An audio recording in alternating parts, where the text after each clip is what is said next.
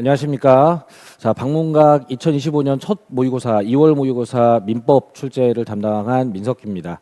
이번 첫 번째 모의고사는 아직 여러분들이 공부가 다 완성돼 있는 단계는 아니기 때문에 기본적인 내용들 점검 위주로 좀 내용 편성을 했고, 그래도 난이도는 기출문제 수준에서 좀 형성을 하고, 매번 그 본 시험에서는 틀리라고 내는 좀 풀 수 없는 문제들이 민법은 한 3문제 정도씩 포함되고 있기 때문에 이번에도 한 3문제 정도 이렇게 풀 수 없는 문제들을 좀 배정을 했습니다. 대신에 첫 모의고사인 만큼 좀 운영상의 연습을 좀 할 수 있도록 좀 풀 수 없는 문제들은 뒤쪽으로 60번 이후로 좀 배치를 해서 문제를 운영하는데 좀 처음에는 연습이 좀 될 수 있는 형태 정도로 난이도 조정을 했습니다. 아직 좀 모르는 내용들은 공부가 부족해서 그런 부분들이 있고 진도가 다 안 나가서 그런 부분들이 있기 때문에 틀리는 부분들은 틀리는 상황이 나오더라도 배운 부분에서 대응이 되는지 이런 부분 점검하시고, 시간적으로 내가 어쨌건 틀리더라도 시간 안에 문제를 마킹까지 마무리할 수 있는 뭐 이런 운영이 되었는지를 점검하는 걸 중심으로 모의고사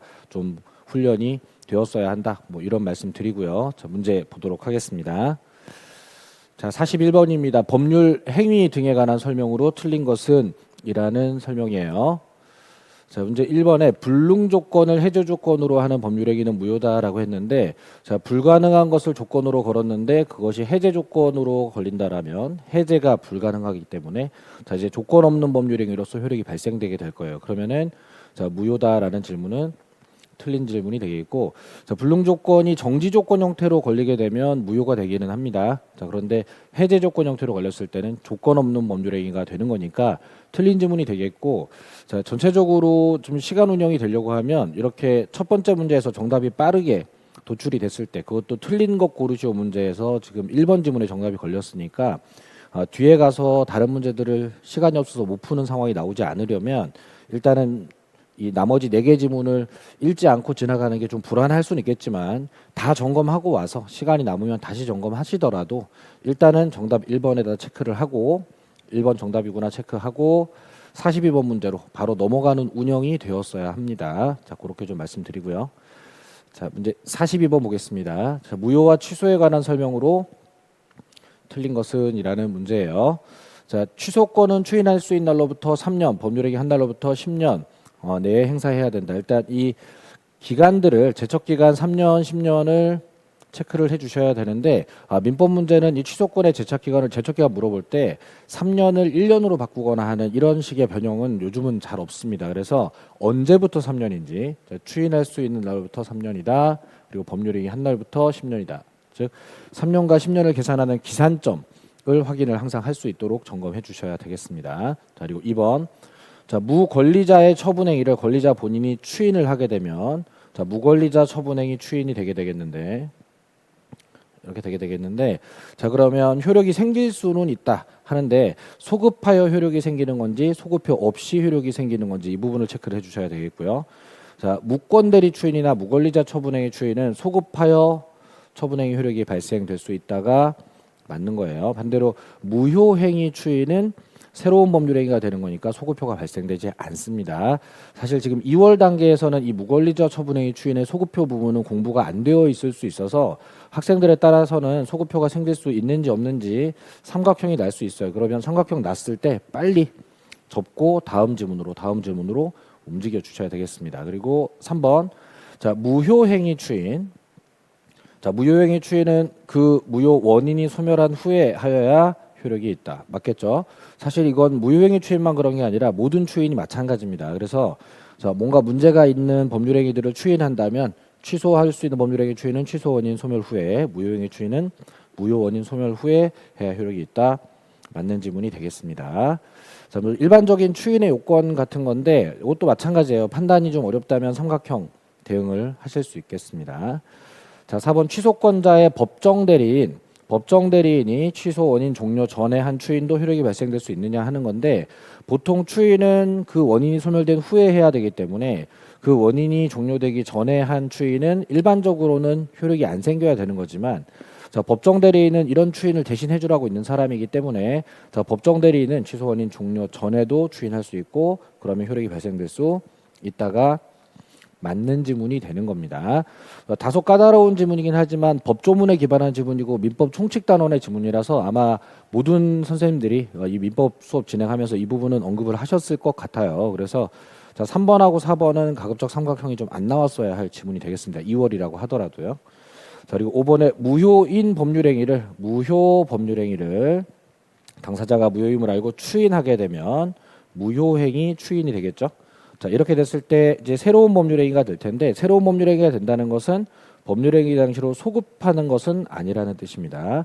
아까 우리가 무권리자 처분행위 추인은 소급표 있다 그랬었지만 무효행위 추인은 소급표가 없는 거니까 자, 그러면 소급하여 부분이 틀린 지문 되겠습니다. 그래서 정답은 5번 지문이 되겠고요. 좀 삼각형이 한두 개 정도 생길 수는 있겠지만은 자, 무효행위 추인은 소급표가 없다. 이 부분은 추인 단계에서 제일 기본적으로 우리가 학습하는 거니까 삼각형이 있는 채로라도 좀 답을 고를 수 있는 이런 좀 선택이 빠르게 나올 수 있어야 되겠습니다.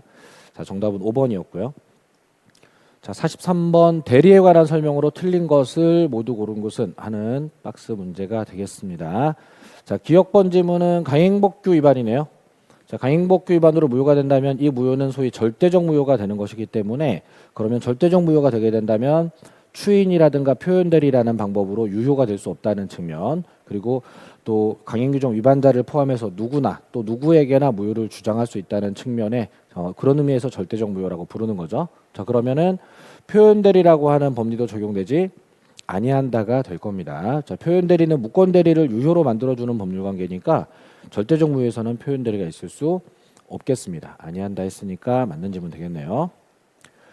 자, 니은번에 권한을 정하지 아니한 임의대리인은 본인의 미등기 부동산에 관한 보존 등기를 한다라고 하면 자, 보존 등기는 보존행위의 대표적인 거니까 이런 건 할 수 있다가 돼야 되겠죠.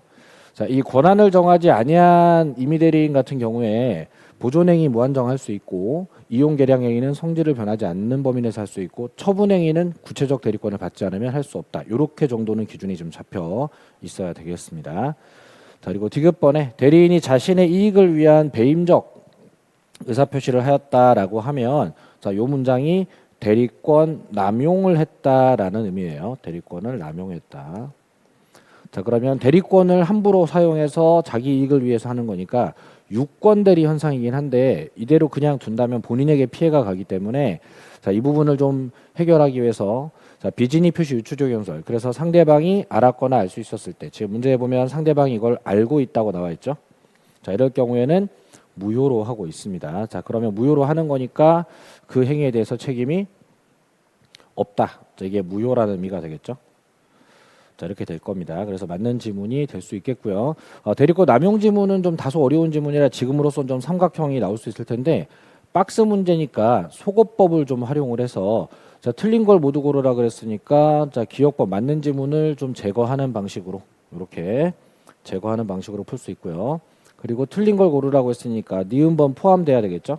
자, 그럼 니은번이 포함되지 않은 것들을 제거하는 방법으로도 1번을 지울 수 있겠고 또 자, 디귿번은 맞는 지문이 되는 거니까 포함되면 안 되겠죠. 자, 그러면은 자, 디귿번은 이제 제거를 해줘야 돼서 이렇게 제거를 해야 되는데 이렇게 제거를 해야 되는데 자, 디귿번이 삼각형이 나온다면 이 문제는 체감 난이도가 굉장히 높아질 수 있는 지문이에요. 사실 공부가 좀 완료된 이후에는 난이도가 좀 더 낮게 느껴질 수 있는데 지금 2월 기준으로는 디귿번 지문은 난이도가 좀 높게 느껴질 수는 있겠습니다. 자, 그리고 리을번 본인의 허락이 없는 자가 자기계약이라도 없는 자의 자기계약이라도 추인을 하면 유효한 대리 행위가 될 수 있다 했는데 자, 자기계약은 원칙적으로 금지되죠. 자기계약 상방들이 금지되는데 본인에게 피해 줄까 봐 그런 거니까 자, 본인의 허락이 있으면 허용이 될 거고 없으면 허용이 안 될 겁니다. 지금 본인의 허락이 없으니까 금지되는 자기계약이지만 추후에라도 본인이 추인을 해주면 허락을 한 게 됐죠.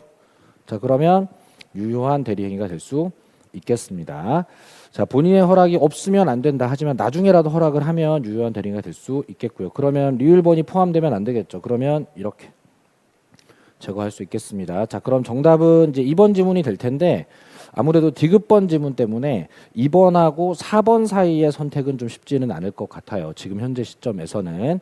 자, 그래서 여러분들이 틀린 것은 괜찮은데 자, 지금 1번, 3번, 5번 쪽으로 가는 선택은 나오지 않았고 2번, 4번 중에 고민하다가 디귿번의 대리권 남용이 뭔지 잘 몰라서 나는 4번 쪽으로 가서 틀렸다. 그러면은 지금 현재 시점 2월 기준으로는 공부는 아주 준수하게 잘 진행되고 있는 거고 약간 좀 미진한 부분은 아직 공부가 되지 않은 심화 과정 때 배워야 될 내용들 때문에 좀 정답은 틀린 걸로 생각을 하시고 뭐 좀 준비 상황 자체는 좀 안정적이다 이렇게 평가를 하셔도 괜찮겠습니다. 지금 현재로서는 체감 난이도가 조금 어려운 지문이 되겠네요. 정답은 2번이었습니다. 자, 그리고 44번. 대리권이 없는 을이 그럼 무권 대리인이 갑을 대리해서 병에게 갑소유 토지를 매도하는 무권 대리 행위를 했고 설명 중 옳은 것은 했습니다. 뭐 형식의 측면에서 사례 문제고 지문이 좀 길기 때문에 또 다소 좀 심화 과정 때 배울 내용도 포함되어 있기 때문에 체감 난이도 어려울 수는 있겠는데 근데 자, 무권 대리는 매년 출제를 하기 때문에 지금 조문 위주로 잘 숙제가 돼 있다면 그러면 답을 고를 수 있는 이런 형태가 될 수 있겠습니다. 자, 무권 대리 지문은 거의 매년 나오고 있기 때문에 자, 부족한 부분이 발견되면 계속해서 보완을 해주시기를 바랍니다. 자, 1번 을과 계약을 체결한 병은 갑의 추인의 상대방이 될 수 없다 했는데 자, 거래 직접 상대방인 병은 추인의 상대방이 될 수 있어야 되겠죠. 그죠? 무권 대리인이나 승계인을 상대로도 추인할 수 있는데 자, 가장 기본은 직접 상대방인 병을 상대로 추인하는 게 제일 안정적이에요. 그래서 이게 안 된다는 건 명시적으로 딱 틀린 지문이 되겠습니다. 그리고 2번 갑이 을에게 추인했을 때 자, 무권 대리인에게 추인하는 것도 일단 가능은 하겠죠. 이렇게도 문제를 해결할 수 있기 때문에 가능을 할 테고 다만 자, 이런 추인이 있었다는 걸 모르고 상대방이 철회를 할지 모르기 때문에 자, 무권 대리인에게 추인했을 때는 상대방이 그 추인 사실을 알아야 효력이 생기는 것으로 판례가 하고 있습니다. 그런데 지금 병 쪽에서 그 추인이 있었던 사실을 알지 못하고 있기 때문에 그럼 추인은 있었지만 가능한 추인이지만 아직은 효력이 생기지는 못한 시점이에요. 그러니까 자, 갑은 병에 대해서 추인이 있었다는 효과를 주장하지 못한다가 되는 겁니다. 맞는 지문이고 지금 정답이 2번 지문이 됐겠죠. 옳은 것 고르시오니까. 자, 다만 이제 옳은 것 고르시오 문제의 경우에는 내가 놓친 부분이 실수가 있을 수 있기 때문에 크로스 체크를 조금 해주시는 게 좋아요. 그래서 뒷부분에 가서 좀 확인도 좀 해주시면 좋겠습니다. 이런 기준을 정해서 시험장 가서 틀린 거 정답 나오면 바로 멈추고 다음 문제로 옳은 거 정답 나올 때는 뒷부분에 크로스 체크도 빠르게라도 좀 해주시고 이렇게 조율해가면서 시간 운영하는 연습을 좀 해주셔야 되겠습니다. 지금 3번 얼른 볼게요.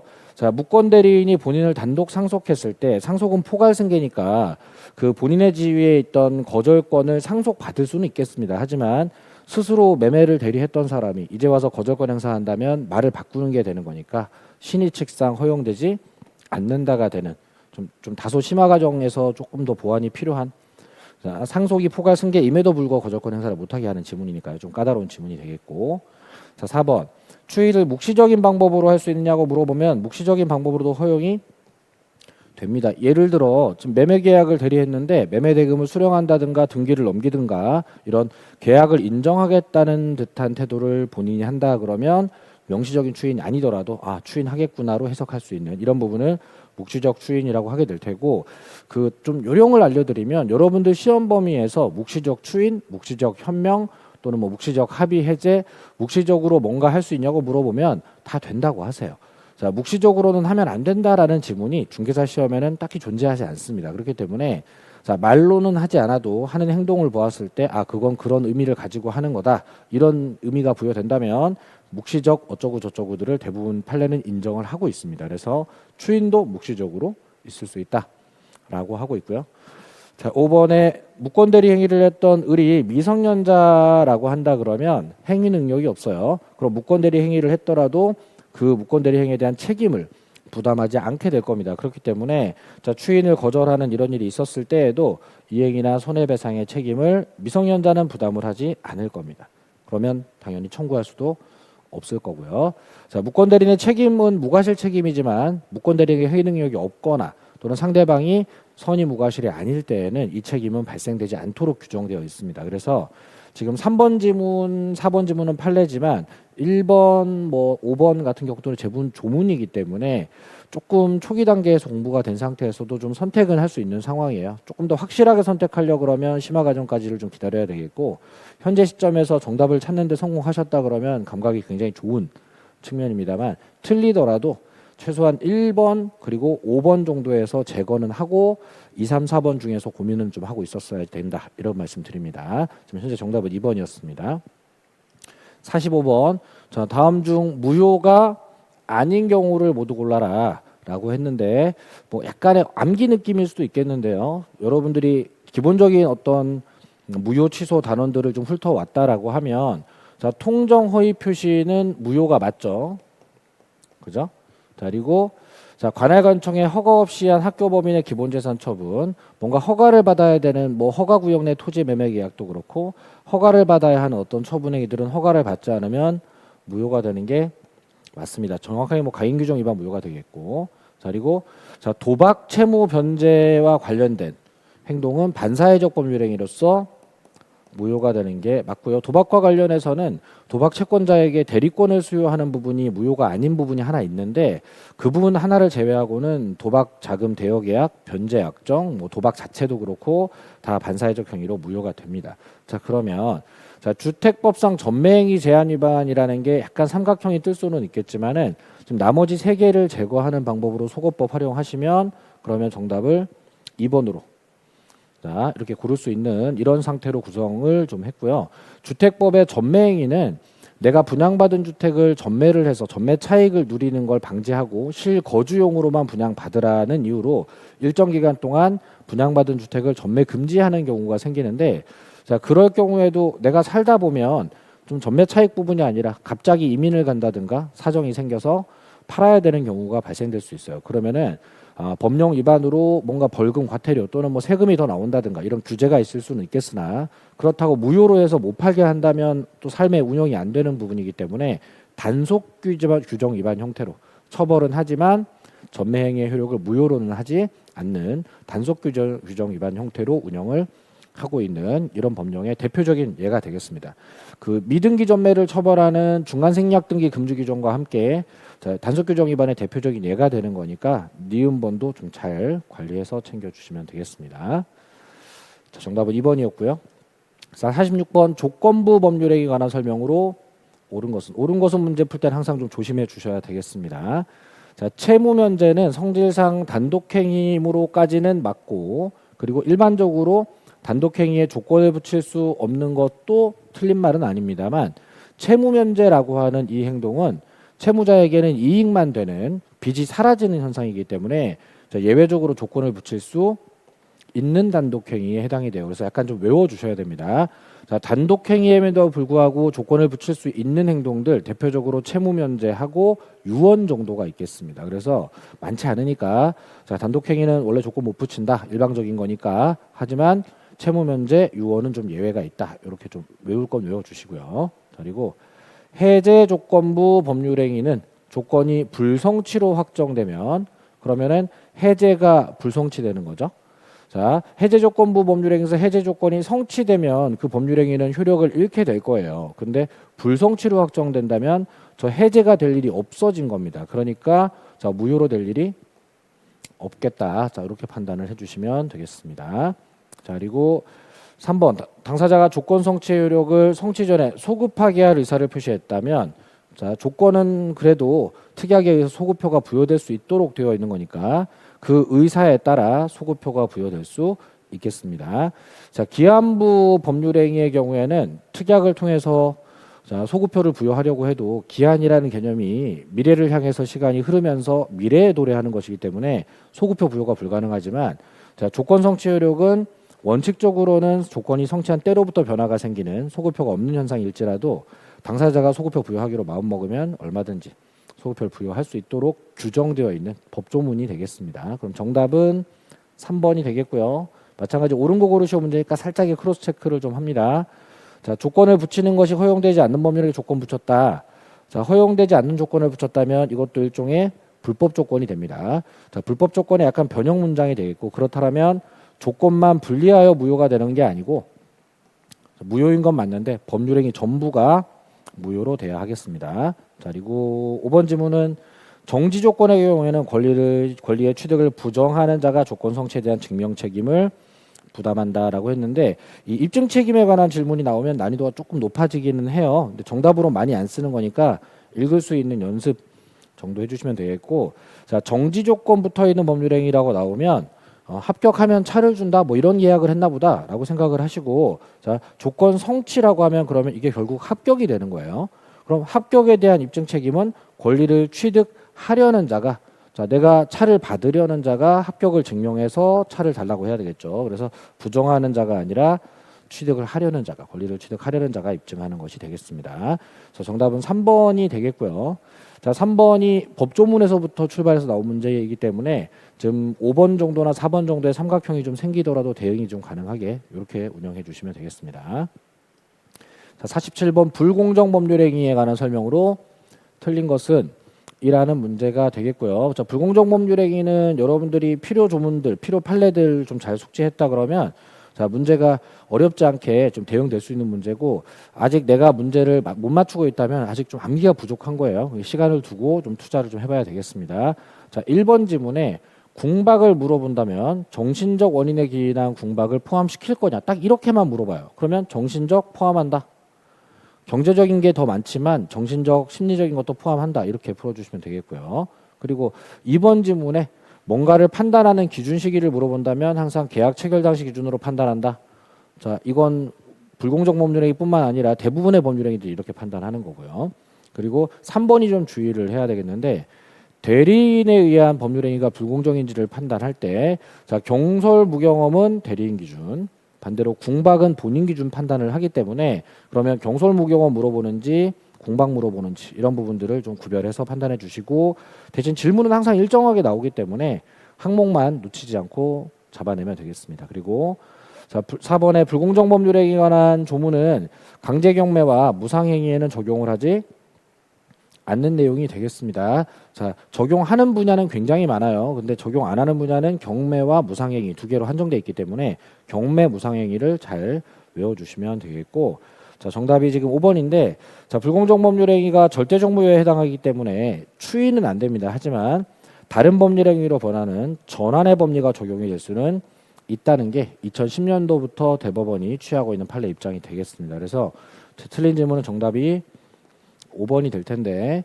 자 이렇게 문제가 좀 정형화되어 있는 파트에서는 조금 빨리 읽어도 괜찮아요. 제가 지금 설명드릴 때도 차근차근 읽는 게 아니라 쭉쭉 나가면서 그냥 궁박, 좀 정신적, 이렇게 대리인, 경솔무경험 이렇게 키워드만 쫓아가면서 판단하고 있는데, 이렇게 해도 실수가 잘 나오지 않는 단원입니다. 대신에 정확하게 해당 키워드를 찾아낼 수 있어야 되는, 자, 이런 부분은 있어요. 어느 부분을 내가 체크를 해야 되는지. 그래서 자, 앞에서부터 좀 읽으면서 상황 파악을 해야 되는 문제들도 있고, 사례 문제들이 대부분 그렇죠. 자, 그런데 자, 이렇게 키워드만 확인하면은 항상 같은 질문을 하는 문제들도 있으니까, 문제를 공략하실 때 어떤 문제는 좀 속도감 있게 키워드 찾아가고, 어떤 문제는 좀 차분하게 관계도도 그려가면서 이렇게 상황 파악해보고 이렇게 해야 되는지, 이런 부분들의 좀 방향성을 잘 찾았으면은 이번 모의고사는 성공적이었다. 뭐 정답을 맞추는 것은 틀렸어도 괜찮습니다. 자, 정답 5번이었고요. 자, 48번. 자, 서로 잘못 짝지어진 것은 했습니다. 자, 이렇게 하이픈으로 연결돼서 짝지어진 게 잘못됐냐라는 질문이 나오면 앞에서부터 읽어도 괜찮고 뒤에서부터 읽어도 괜찮아요. 어떻게 읽었든 그 연결이 틀린 것만 찾아내 주시면 되겠고, 자, 점유 취득 시효 같은 경우에, 자, 취득시효 완성자가 등기를 넘겨받기는 하는데 그게 사실은 넘겨준다는 의미가 아니라 이미 완성된 취득시효에 등기를 하는 절차이기 때문에, 자 이게 승계취득이 아니라 원시취득으로 분류를 하고 있는 항목입니다. 자 그러면 1번 지문에서 바로 지금 연결이 잘못된 거를 찾았죠. 자 그러면은 정답 1번에 쓰고, 자 나머지 지문은 읽지 않고 지나갈 수 있는, 자 요럴 때 매번 문제가 이렇게 할 수는 없지만은 한 10문제에서 2문제, 3문제 정도는 이렇게 1번, 2번에서 정답 빠르게 틀린 거 찾고 패스할 수 있는 이런 여건들이 주어지기 때문에, 이런 데서 시간을 30초씩, 20초씩 벌어서 뒤쪽에 가서 좀 까다로운 문제에 대응을 해야 되는 상황입니다. 신속하게 결정해 주셨어야 되겠습니다. 자 그리고 49번. 자, 갑은 자신의 X 부동산을 을에게 매도하고 계약금, 중도금 지급받았습니다. 자, 문장이 길고 사례형이니까 이럴 때는 침착하게 가는 거예요. 그 후에 병이 갑의 배임행에 적극 가담하여, 이거 중요한 말이죠. 자, 갑과 X 부동산에 대한 매매 계약 체결하고 자신의 명의로 소유권 이전 등기를 마쳤습니다. 그러면 이제 부동산 이중 매매 문제가 될 테고, 자, 이럴 때는 시간을 조금 더 쓰더라도 살짝 그려두면 좋습니다. 아, 이렇게 이중 매매가 됐는데 문제가 지금 적극가담이 들어가 있는 이중매매이기 때문에 제2매매계약 부분이 좀 무효가 되었겠구나.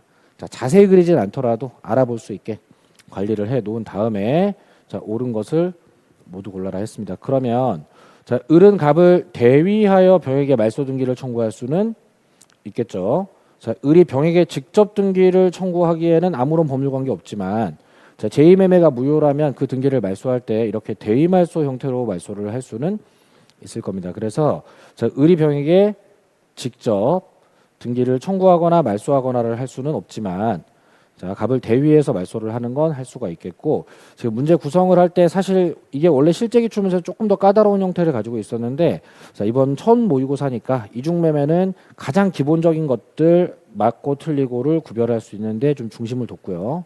자, 그리고 자, 디귿번 질문도 만약 정이 병으로부터 부동산을 매수해서 이전 등기를 받았다면 그러면 이렇게 제3자가 생겼다는 건데 자, 출제자가 보통 이렇게 선이라고 꼬십니다. 근데 지금 적극가담으로 무효가 되어버렸기 때문에 제3자가 선이라 하더라도 소유권 취득할 수가 없어요. 선이든 악이든 절대적 무효 출발해서는 소유권 취득이 안 됩니다. 그렇기 때문에 자, 유효를 주장할 수는 없다가 되는 틀린 지문이 되겠습니다. 그럼 옳은 지문은 기억번 하나가 되겠네요. 그죠? 둘 다 틀렸고 그럼 정답은 1번 지문 되겠습니다. 그래서 형식은 좀 높은 난이도로 보여지지만 이중매매에 관해서 가장 중요한 것들로만 좀 점검을 했기 때문에 자, 이런 문제가 일종의 변별력의 경계선에 있는 문제가 되겠습니다. 자, 뭐 취득시효는 원시취득이다 이런 거는 이제 외우기만 하면 맞출 수 있고 분량도 길지 않기 때문에 쉬운 문제 계통으로 분류를 하겠고요. 무효인 거 무효 아닌 거 골라라 이런 짧고 간단하게 풀 수 있는 문제들 말고 이렇게 좀 상황 분석을 해서 공부가 미리 되어 있어야 좀 신속하게 해결할 수 있는 이런 형태의 질문들이 자, 내가 100% 소화는 못하더라도 이런 문제에서 절반 이상 소화를 했을 때 이때 60점 이상으로 넘어갈 수 있는 거예요. 그래서 자, 이런 이중매매 기본 질문들은 빠짐없이 점검이 되어 수 있도록 내용적인 점검을 좀 신경을 써주셔야 되겠습니다.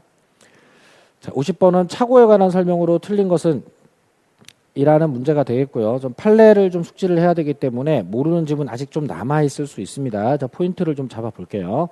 자, 상대방이 표의자의 진위에 동의했다. 자, 상대방이 표의자의 진위에 동의했다 그러면 의사일치가 되어 있는 상황을 말합니다.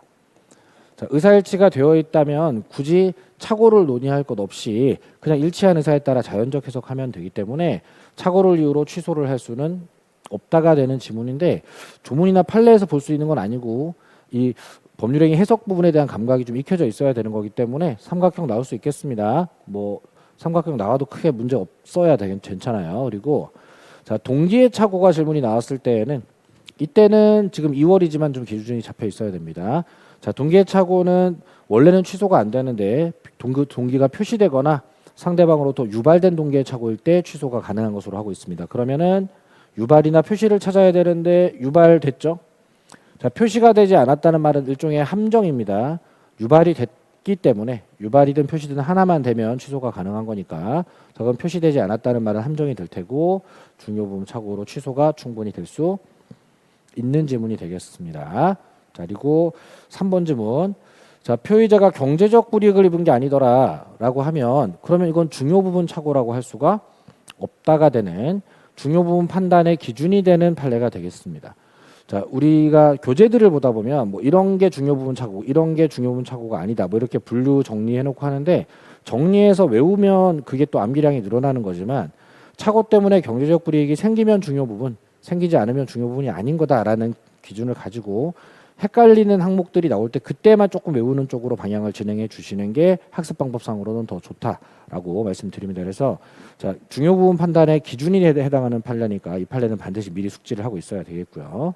자, 그리고 자, 4번에 표의자가 착오를 이유로 취소를 했을 때 이 법적으로 허용된 취소를 하는 거기 때문에 이건 불법행위라고 할 수 없어요. 그렇기 때문에 그로 인해서 손해를 입은 사람이 나오더라도 여기서부터 여기까지가 약간의 함정이 됩니다.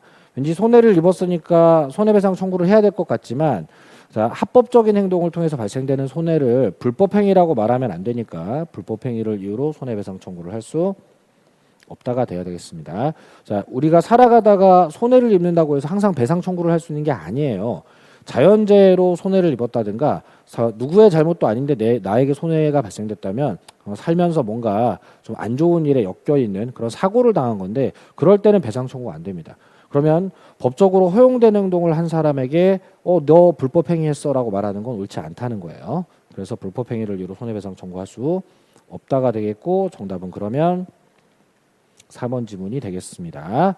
자, 그리고 5번 지문은 지금 중대한 과실이 있는 착오인데 중과실 있으면 원래 취소를 할 수가 없어야 하는 거죠. 그래서 틀린 지문처럼 보이지만 2014년도에 대법원 판례에서 그 중과실을 상대방 쪽에서 알고 이용했다면 알면서 이용했다면 취소를 할 수 있다는 이런 판례가 등장하면서 출제에 굉장히 많이 쓰여지고 있습니다. 자, 조문에서 약간 변형된 판례이기 때문에 자, 중과실만 보고 취소 안 될 것 같은데 라고 성급하게 풀지 않도록 중과실 이야기 나오면 항상 알고 이용 체크하고 알고 이용이 먼저 눈에 띄면 혹시 중과실 그 판례인가? 이런 식으로 체크하고 이렇게 좀 키워드를 활용해서 항상 점검할 수 있게 해 주셔야 되겠습니다. 자, 지금 2월 모의고사는 틀리는 건 괜찮아요. 하지만은 반드시 알아야 되는 3번 또는 뭐 5번 또는 뭐 2번 이런 지문들에서는 출제자가 묻고자 하는 부분이 뭔지 보였다. 근데 1번하고 4번 중에서는 내가 헷갈렸다. 그러면 아주 잘 본 거예요. 틀렸더라도 괜찮은 거고 뭐 동기의 착오를 놓쳤거나 3번 지문이 안 읽어진다든가 자, 5번 지문에서 중과실밖에 안 보이고 알고 이용 체크를 놓친다든가 이러면 그건 개선의 필요성이 바로 개선을 해야 될 필요성이 있다. 이렇게 평가를 하셔야 됩니다. 자, 이렇게 해서 정답은 4번 지문이 되겠고요. 51번. 자, 전세권에 관한 설명으로 옳은 것은? 이라는 질문입니다. 자, 틀린 것을 좀 빨리 찾아낼 수 있어야 되겠습니다. 전세권은 물권이라서 필요비, 유익비 중에 필요비는 상환 청구가 안 되고 유익비만 상환 청구가 되는 점이 임대차랑의 아주 큰 차이점입니다. 자, 아직 전세권이 모든 공부가 되진 않았더라도 임대차랑 차이점을 보여주는 부분들은 좀 빨리빨리 내가 체크하려고 노력을 해주셔야 되겠습니다. 그리고 자, 건물 전세권이 법정갱신이 됐을 때 그 존속 기간은 1년이 아니라 기간에 정함이 없는 것으로 된다. 이렇게 규정되어 있습니다.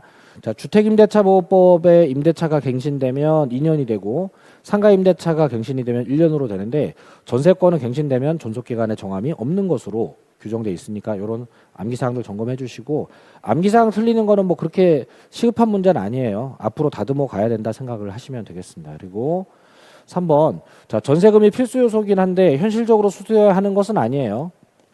현찰로 갖다 줘야 될 필요는 없고 기존의 채권들 또는 뭐 심지어 보증금 채권을 전세금으로 지급에 가름하는 이런 것도 충분히 할 수 있는 전세금이 없으면 전세권은 무효가 되지만 전세금이 있기만 하다면 어떤 형태로 존재하든지 기존의 채권으로 가름하든지 보증금을 전세금으로 치고 한다든지 다 가능하겠습니다. 자, 최근에 나온 판례가 앞으로 이제 추가될 예정인데 보증금 채권을 담보할 목적으로 전세권을 활용하는 거 괜찮아요. 하지만 사용 수익 기능을 없애버리면서 전세권처럼 쓰는 거 그런 거 임대차와 충돌까지 일으키면서 하는 것은 안 된다라는 판례가 나와 있습니다. 근데 지금 이 문장에는 뭐 임대차와 충돌이 된다든가 사용 수익 기능을 배제한다든가 뭐 이런 말이 없기 때문에 단지 보증금을 전세금으로 가름하는 것 자체는 문제가 되지는 않는다 이렇게 해주시고 심화 과정에 가서 이제 뭐 사용 수익 기능을 배제한다든가 또는 뭐 임대차 계약과 양립할 수 없는 그런 계약을 갖고 있다든가 이러면 무효가 되는 부분의 판례들도 조심해 주셔야 되겠습니다. 자, 그리고 4번은 일부 전세권 문제예요. 자, 일부 전세권 문제가 나오면 항상 같은 질문을 합니다. 자, 일부 전세권자가 경매에서 우선 변제는 받을 수 있지만 그 자기 전세권의 대상이 아닌 나머지 부분까지 포함해서 전체를 경매할 수는 없다라는 판례입니다. 출제수가 굉장히 많은 판례니까 일부 전세권 나오면 전체 경매 못한다를 공식처럼 체크를 해주시면 되겠습니다. 자, 그리고 5번 자, 전세권이 갱신 없이 존속 기간이 만료가 되면 전세권의 용익물권 기능 전세권 원래 용익물권이죠. 전세권 설정 등기 말소 없이도 당연히 소멸하게 될 테고 자, 용익물권은 사용하는 권리니까 기간이 끝나면 그 수명이 끝난 거고요. 담보물권은 채권의 회수를 담보하는 거니까 채권이 사라지면 그 권리의 수명이 끝난 거예요. 이런 성질상 유지할 필요성이 없어지는 상황이 벌어지면 자, 이건 당연히 소멸하는 거고 자, 말소 등기 없어도 이미 그 권리는 기능을 상실한 것으로 취급을 하는 겁니다. 그래서 5번 지문이 맞는 지문이 되겠고 자, 정답을 5번으로 찾지 못했어도 괜찮습니다. 다만 자, 1번 정도는 걸러냈어야 되고 3번 정도는 걸러냈어야 됩니다. 자, 2번 같은 지문에 삼각형이 날 수 있어요. 암기가 부족하면 삼각형이 날 수 있는 건데 항상 임대차랑 전세권 차이점 구별에 노력을 해주시면 되는 부분입니다. 그리고 좀 판례 같은 게 추가적으로 공부가 잘 되면 그러면 자, 요 51번 문제는 난이도 하로 느낄 수도 있는 부분이에요. 내용적으로 어려운 내용도 있습니다만 좀 반복 학습이 되다 보면은 5월 이후에는 좀 편안한 문제로 느껴질 수 있는 거니까 조금 더 기다려 주면서 외울 것 점검해 주시면 되겠습니다. 정답은 5번. 자, 52번 점유자 회복자 관계 설명으로 옳은 것 모두 고른 것은 했습니다. 자, 타인의 건물을 선의로 점유한 자는 법률상 원인 없이 사용하였더라도 이로 인한 이득을 발환할 의무가 없다 했습니다. 자, 선의 점유자는 법조문상 과실을 취득할 수 있게 되어 있습니다. 201조에서 취득할 수 있고, 자, 그러면은 자, 사용을 하였더라도가 이제 과실 취득을 하게 된다는 건데, 그러면 법적으로 과실 취득할 수 있어서 과실 취득한 거니까 그러면 정당한 이득이 될 테고, 정당한 이득이라면 그 이득을 발환할 의무가 없겠습니다. 자, 문제 내용이 선의 점유자면 과실을 취득할 거기 때문에 그 부분에서는 반함할 필요가 없다라는 내용에 기반을 두는 건데 아마 조문상 선의 점유자가 과실 취득한다는 것까지는 배우셨을 테고 부당이득 반환을 해야 되느냐는 식의 질문으로는 좀 처음 당해보는 분들도 있을 거예요. 근데 전 응용된 지문일 뿐 내용은 결국은 선의 점유자가 과실 취득을 하는 게 합법이다라는 취지의 문장이니까 자, 다음번 모의고사에서 맞출 수 있도록 운영이 되면 되겠습니다. 자, 그리고 니은번 자, 선의 점유자는 과실을 취득을 하더라도 그죠? 선의 점유자가 과실 취득을 하겠죠. 그죠? 자, 통상의 필요비 상환을 청구할 수 있다 했는데 자, 과실을 취득하는 만큼 통상의 필요비는 청구를 할 수 없도록 규정되어 있죠. 자, 과거에는 이 통상 자리를 특별로 바꾸거나 하는 이런 출제를 좀 했었는데 최근에는 과실 취득을 하면 통상 필요비 청구 못 하고 과실 취득을 되려 못하게 되면 통상 필요비는 청구를 해도 된다는 식으로 인과관계 형태로 문제를 형성하는 경우가 많으니까 통상 필요비 청구가 되느냐는 질문이 나오면 무조건 된다 안 된다 이렇게 결정하지 마시고 앞쪽에 과실 취득했다는 말이 나오면 과실 잘 챙겼으니까 통상 필요비는 청구하지 못한다. 이렇게 분석적으로 판단할 수 있게 해주시면 되겠습니다. 자, 그리고 디귿번은 자, 멸실의 손해에 대한 손해배상 책임을 물어보는 건데 자, 손해배상은 선의 자주점유자라면 현존이익 한도로 배상하지만 악의점유자거나 타주점유자라면 손해 전부를 배상하게 되어 있습니다. 그러면은 문제 출제가 나왔을 때 자, 소유의 의사가 없는이라고 나오면 이거 타주죠. 그죠? 이 부분을 놓치면 안 되겠습니다. 자, 선의점유자니까 현존이익이겠지 이렇게 너무 급하게 생각하지 마시고 선이더라도 타주점유자에 해당하면 전부를 배상하는 게 맞겠죠. 그죠? 그래서 자, 과실 취득할 때는 선이면 취득 그냥 이렇게 하면 되는데 손해배상할 때는 선이더라도 자주인지 타주인지 체크해서 선이 자주일 때만 현존이익 배상, 타주일 때는 모든 손해배상으로 판단할 수 있어야 되겠습니다. 자, 그러면은 옳은 지문 고르라고 했으니까 니은번만 틀렸고 기억 디귿이 맞는 지문이 되겠네요. 그죠? 이렇게 되겠습니다. 그래서 자, 뭐 박스 문제지만 조문에 많이 기반한 것이기 때문에 맞출 수 있도록 운영이 돼야 되겠습니다. 자, 그리고 네, 53번. 자, 지역권 설명으로 틀린 것은 이라는 문제인데 지역권은 문제가 아주 어려워지기는 어려워요. 사례 출제도 거의 없고 조문들하고 약간의 판례들을 외워주시면 되는 거기 때문에 자, 이 부분에 대한 숙지가 잘 돼야 되겠습니다. 자, 지금 토지의 일부 위에 지역권 설정할 수 있겠고요. 자, 승역지 일부만 사용한다면 토지 일부 위에 지역권 설정할 수 있겠고 요역지가 토지 일부가 될 수 없는 것과 구별이 좀 잘 되면 되겠습니다. 그리고 2번 자, 지역권은 땅을 위한 요역지를 위한 권리이기 때문에 요역지와 분리 양도 같은 게 하지 못한다라는 지문 지역권에서 가장 많이 나오는 지문이 되겠습니다.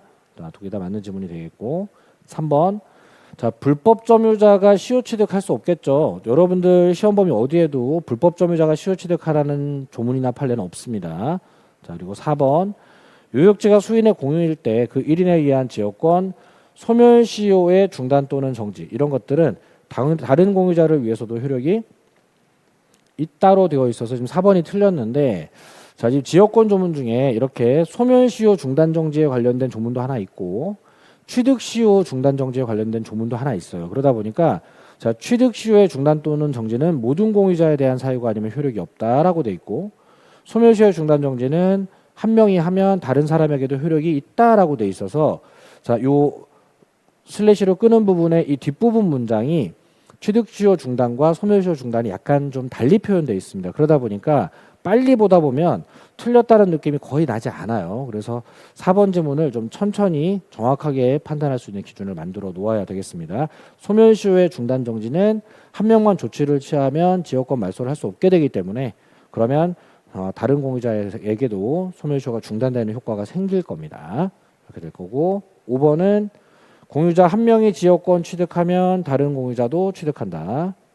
땅을 위한 권리니까 한 명만 설정 계약하고 등기를 하면 그 토지의 모든 공유자가 같이 지역권을 취득하게 되는 현상의 조문이 되겠습니다.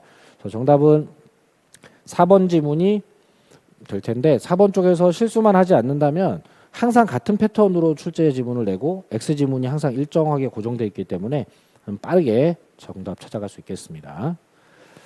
자, 그리고 54번 점유권 설명으로 틀린 것은이에요. 자, 1번 점유권에 기인한 소는 본권에 관한 이유로 재판할 수 없다.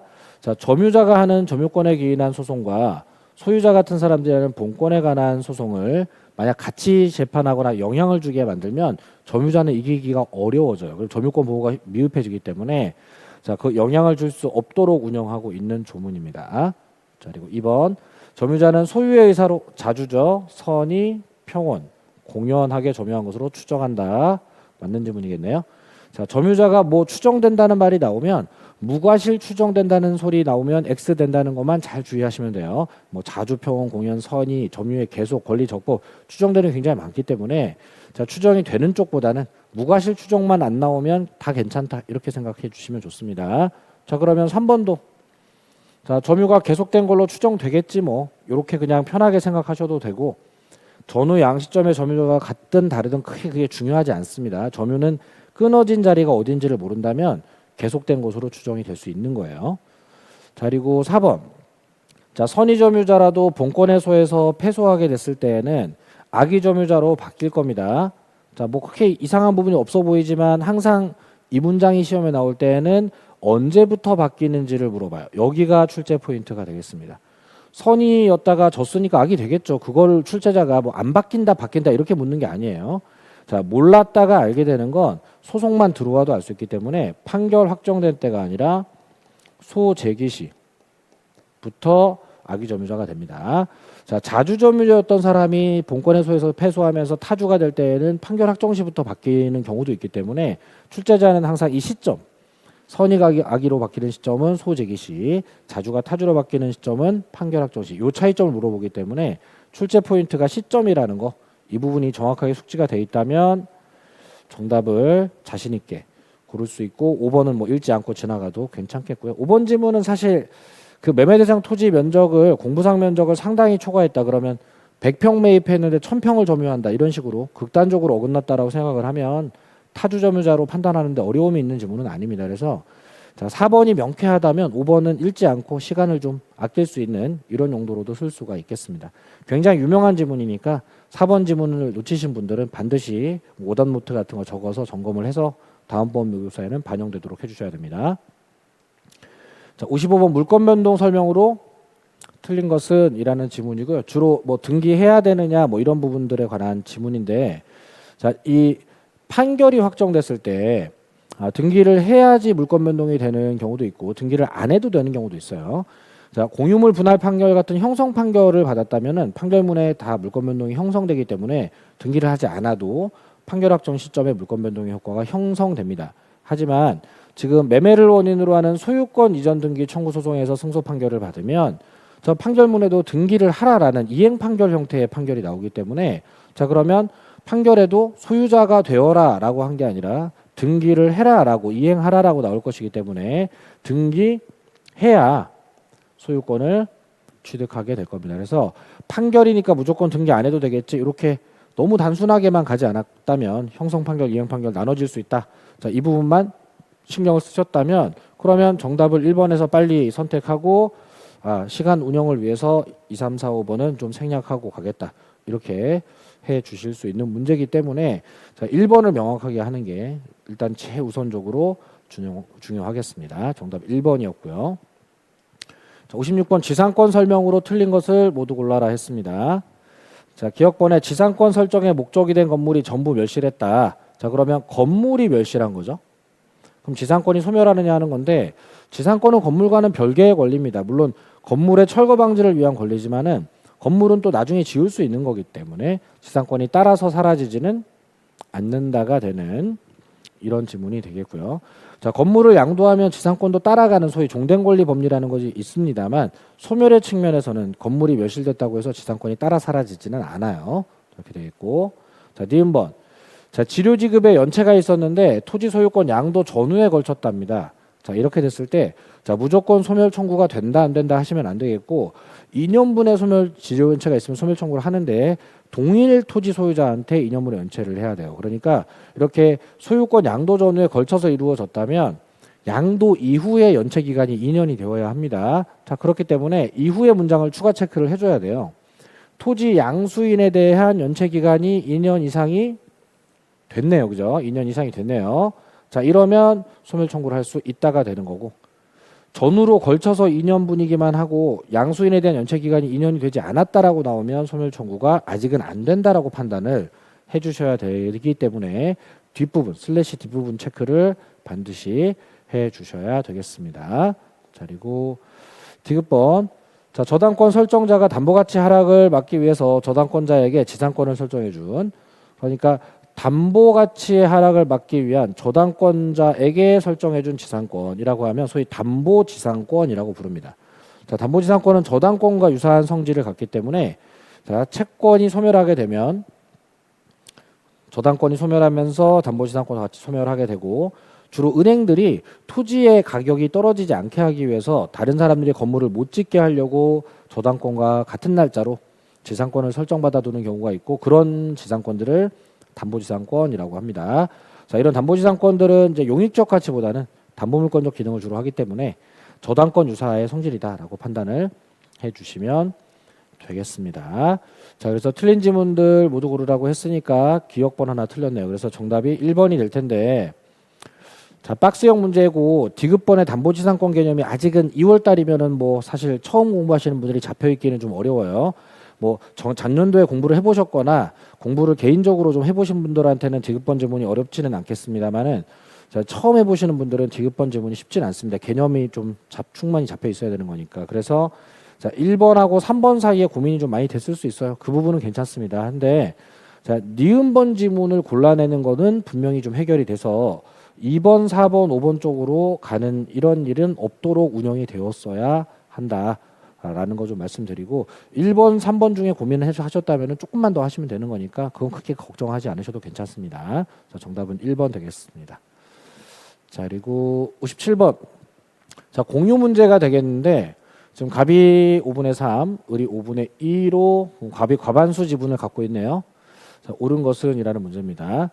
뭐 사례이기도 하고 뭐 그게 길지는 않습니다만 공유 문제는 이해도가 좀 많이 갖추어져야 풀 수 있는 문제라서 처음 하시는 분들은 틀리는 것 자체는 괜찮아요. 이제 출제 의도를 좀 반영해서 점검해 주시는데 지금 요 문제는 제가 검수는 했지만 제가 직접 출제한 문제는 아니고 문제 담당 교수님이 원래 기출 문제에서 약간의 변형을 가해서 저한테 넘겨주셨더라고요. 근데 지금 출제 담당 교수님의 의견을 제가 좀 반영을 해보자면 이렇습니다. 지금 과반수 공유자가 다른 공유자와 협의 없이 과반수 공유자가 다른 공유자와 협의 없이 자, 임대를 하는 경우 문제가 똑같죠, 그죠? 그러니까 일부러 이렇게 형성을 해놓으신 거예요. 이랬을 때, 자, 다른 공유자 을은 병에게 자, 어떤 걸 요구할 수 있느냐 하는 건데 지금 이렇게 임대를 하는 게 과반수로부터 임대가 된 것이라 합법적인 임대가 됩니다. 그렇다면 불법 점유하는 게 아니기 때문에 인도 청구를 하려고 하면 내쫓으려고 하고 뺏으려고 하면 그건 있을 수가 없다가 될 거라는 거고요.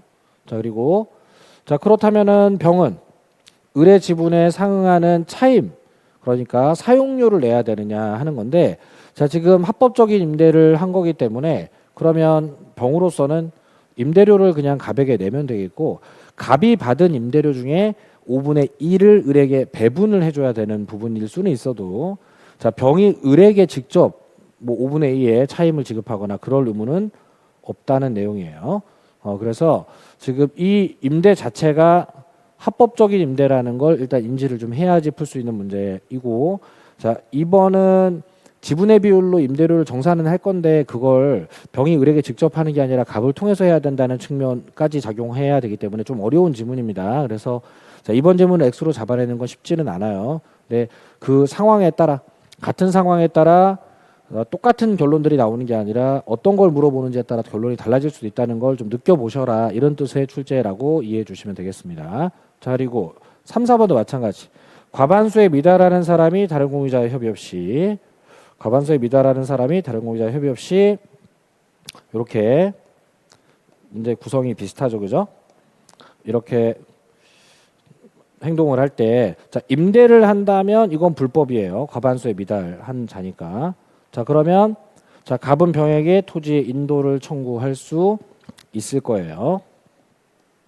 자 지금 출제 교수님이 이제 문제를 내놓은 게, 이번에는 과반수 미달자가 이렇게 마음대로 행동한다면 어떻게 할 거냐도 좀 생각해 봐라 라고 하시면서, 요 인도 청구 지문을 여기랑 이렇게 비교를 통해서 과반수가 빌려주면 합법, 그렇다면은 다른 공유자들은 인도 청구를 못한다.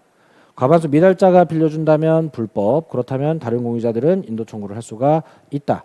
자, 이런 부분들을 상호 비교해 가면서 점검해 보시기를 원했던 걸로 저는 생각이 듭니다. 그러니까 자, 이런 부분들이 좀 정리가 되는 느낌으로 문제를 풀었다 그러면 뭐 틀렸더라도 다음번에 맞출 수 있는 점검사항이 됐을 것 같아요. 자, 그리고 자, 4번 지문도 과반수에 미달하는 공유자는 어떤 사용에 관한 결정을 할 수 없기 때문에 그 면적이 5분의 2인지 5분의 1인지 중요하지 않아요. 이런 건 함정입니다.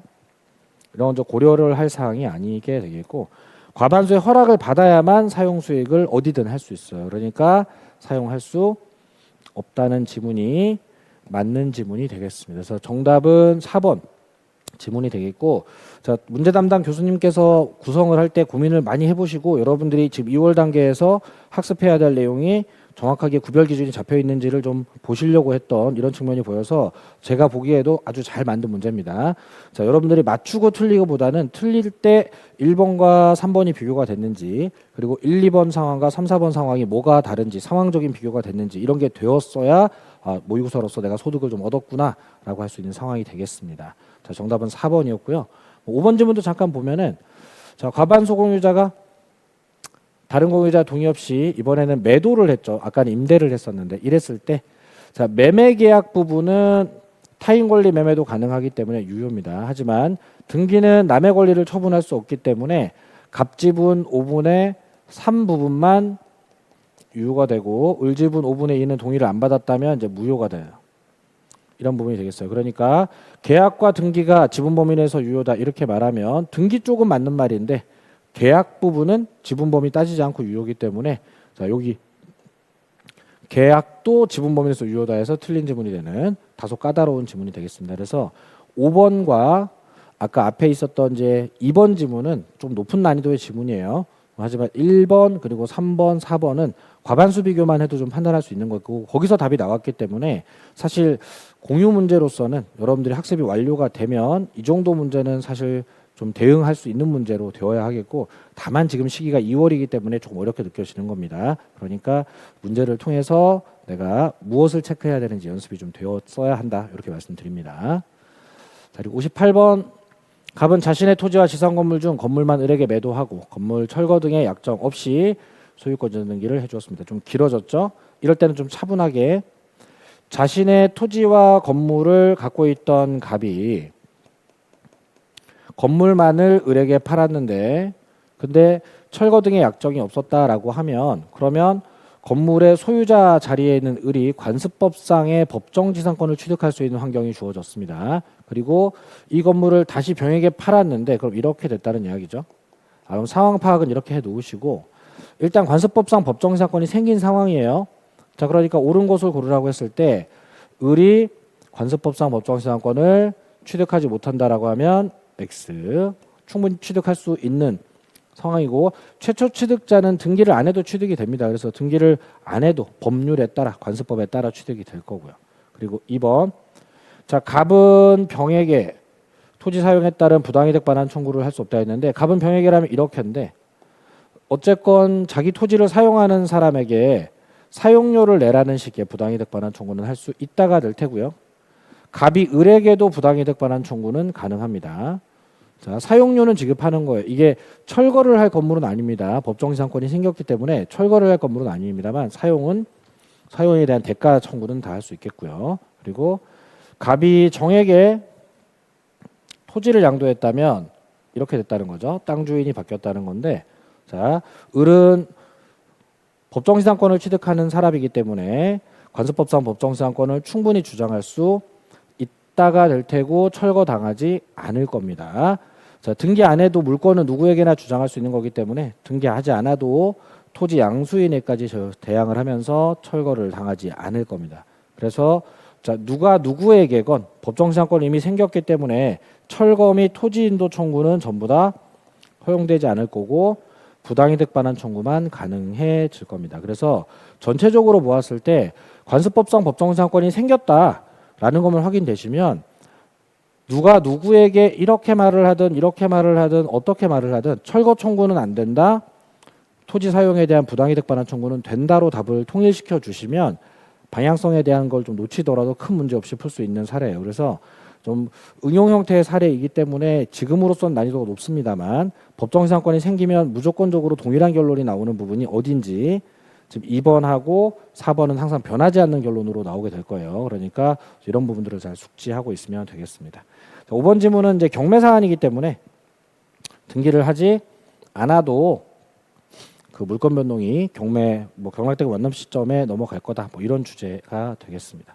그래서 정답은 지금 3번 지문이 되겠고 2월 기준으로는 다소 높은 난이도가 맞습니다. 자, 그리고 59번 부합 설명으로 틀린 것을 모두 골라라 했는데, 자, 지상권자가 지상권에 의해서 토지에 부속시킨 물건이 있다면 이거는 권한에 의해서 부속시킨 거니까 토지 소유자의 소유로 부합이 되지 않습니다. 자, 무단 식재한 나무나 무단 설치한 물건이라면 부합이 될 수 있겠어요. 하지만 지상권자는 토지 소유자에게서 토지를 빌린 거니까 합법적으로 토지를 빌려서 거기에 설치해 놓고 그 물건을 자기 지상권자가 소유하고 있다가 떠날 때는 또 매수 청구를 한다든가 뭐 이런 부분도 할 수 있겠습니다. 자, 그리고 자, 니은번은 권한이 없기는 하지만 이번에는 배추예요. 농작물은 무조건 경작자 거예요. 자, 무단 경작을 하더라도 경작자 겁니다. 그렇기 때문에 자, 이거는 토지 소유자에게 속하지 않는다가 되겠습니다. 자, 기억번은 권한이 있는 상태라서 니은번은 권한이 중요하지 않고 농작물이니까 이렇게 된다 하는 거고요. 자, 이번에도 권한이 없는데 이번에는 나무예요. 자, 나무는 권한이 있는 사람이 심으면 식재자 소유고 권한이 없는 사람이 심으면 토지 소유자의 소유로 귀속이 됩니다. 자, 그러면 권한 없이 심었으니까 이번엔 여기가 중요하죠. 자, 아까 농작물에서 이게 고려되면 안 돼요. 근데 지금 이건 고려를 해야 됩니다. 자, 이러면은 자, 토지 소유자에게 속한다가 돼야 되겠죠. 속하지 않는다 했으니까 틀렸네요. 자, 그리고 리을번에 증축이네요. 자, 증축은 권한도 있는 사람이 증축을 해야 되고 그리고 구조상 이용상 독립성도 갖추어야 되는데 둘 중에 하나만 문제가 되면 이번에 독립성이 없죠. 이러면 기존 건물에 부합이 되면서 기존 건물 소유자의 소유로 됩니다. 그러면 임차인의 소유에 속한다라고 하기에는 독립성 없는 물건을 증축자가 소유하게 되기는 어렵겠습니다. 이렇게 해서 여기가 문제가 됐다.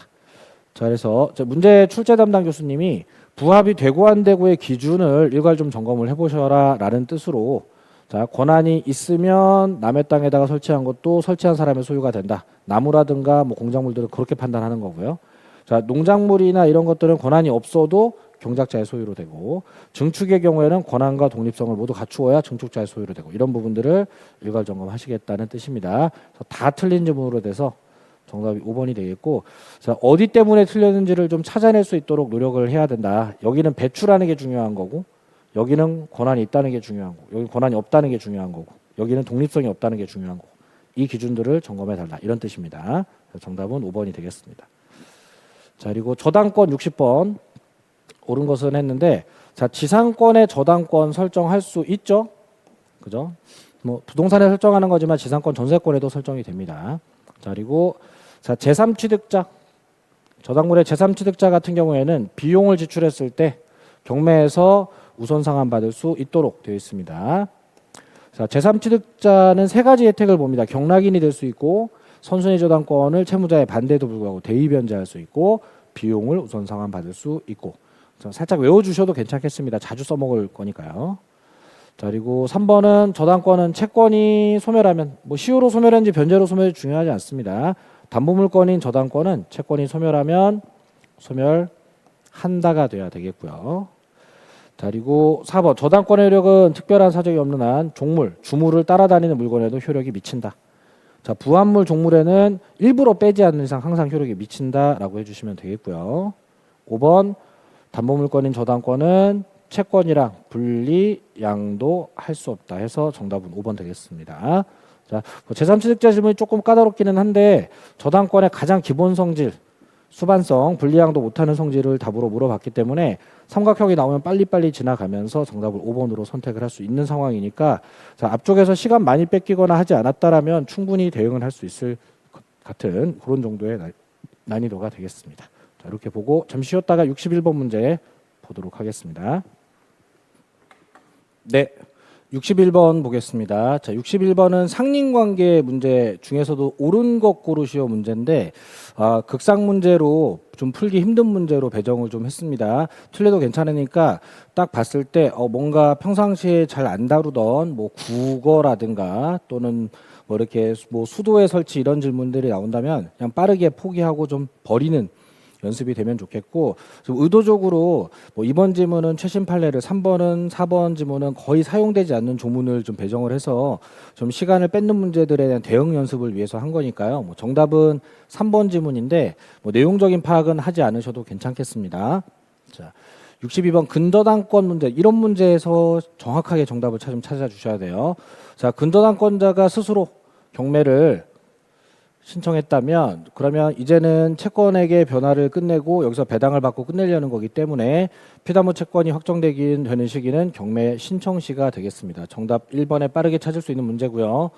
자, 만약에 근저당권자는 경매를 하고 싶지 않은데 후순위 권리자들이 경매를 신청한 상황이라면 경락대금을 완납한 때 확정이 되는 경우도 있으니까 경매 신청한 게 근저당권자 스스로인지 또는 후순위 저당권자 같은 다른 권리자들인지를 잘 구별해서 1번 또는 4번으로 잘 선택해 주시면 되겠습니다. 출제 수도 굉장히 많고 짧은 문제이기 때문에 시간적으로도 효율적으로 득점을 할 수 있는 문제가 되겠습니다.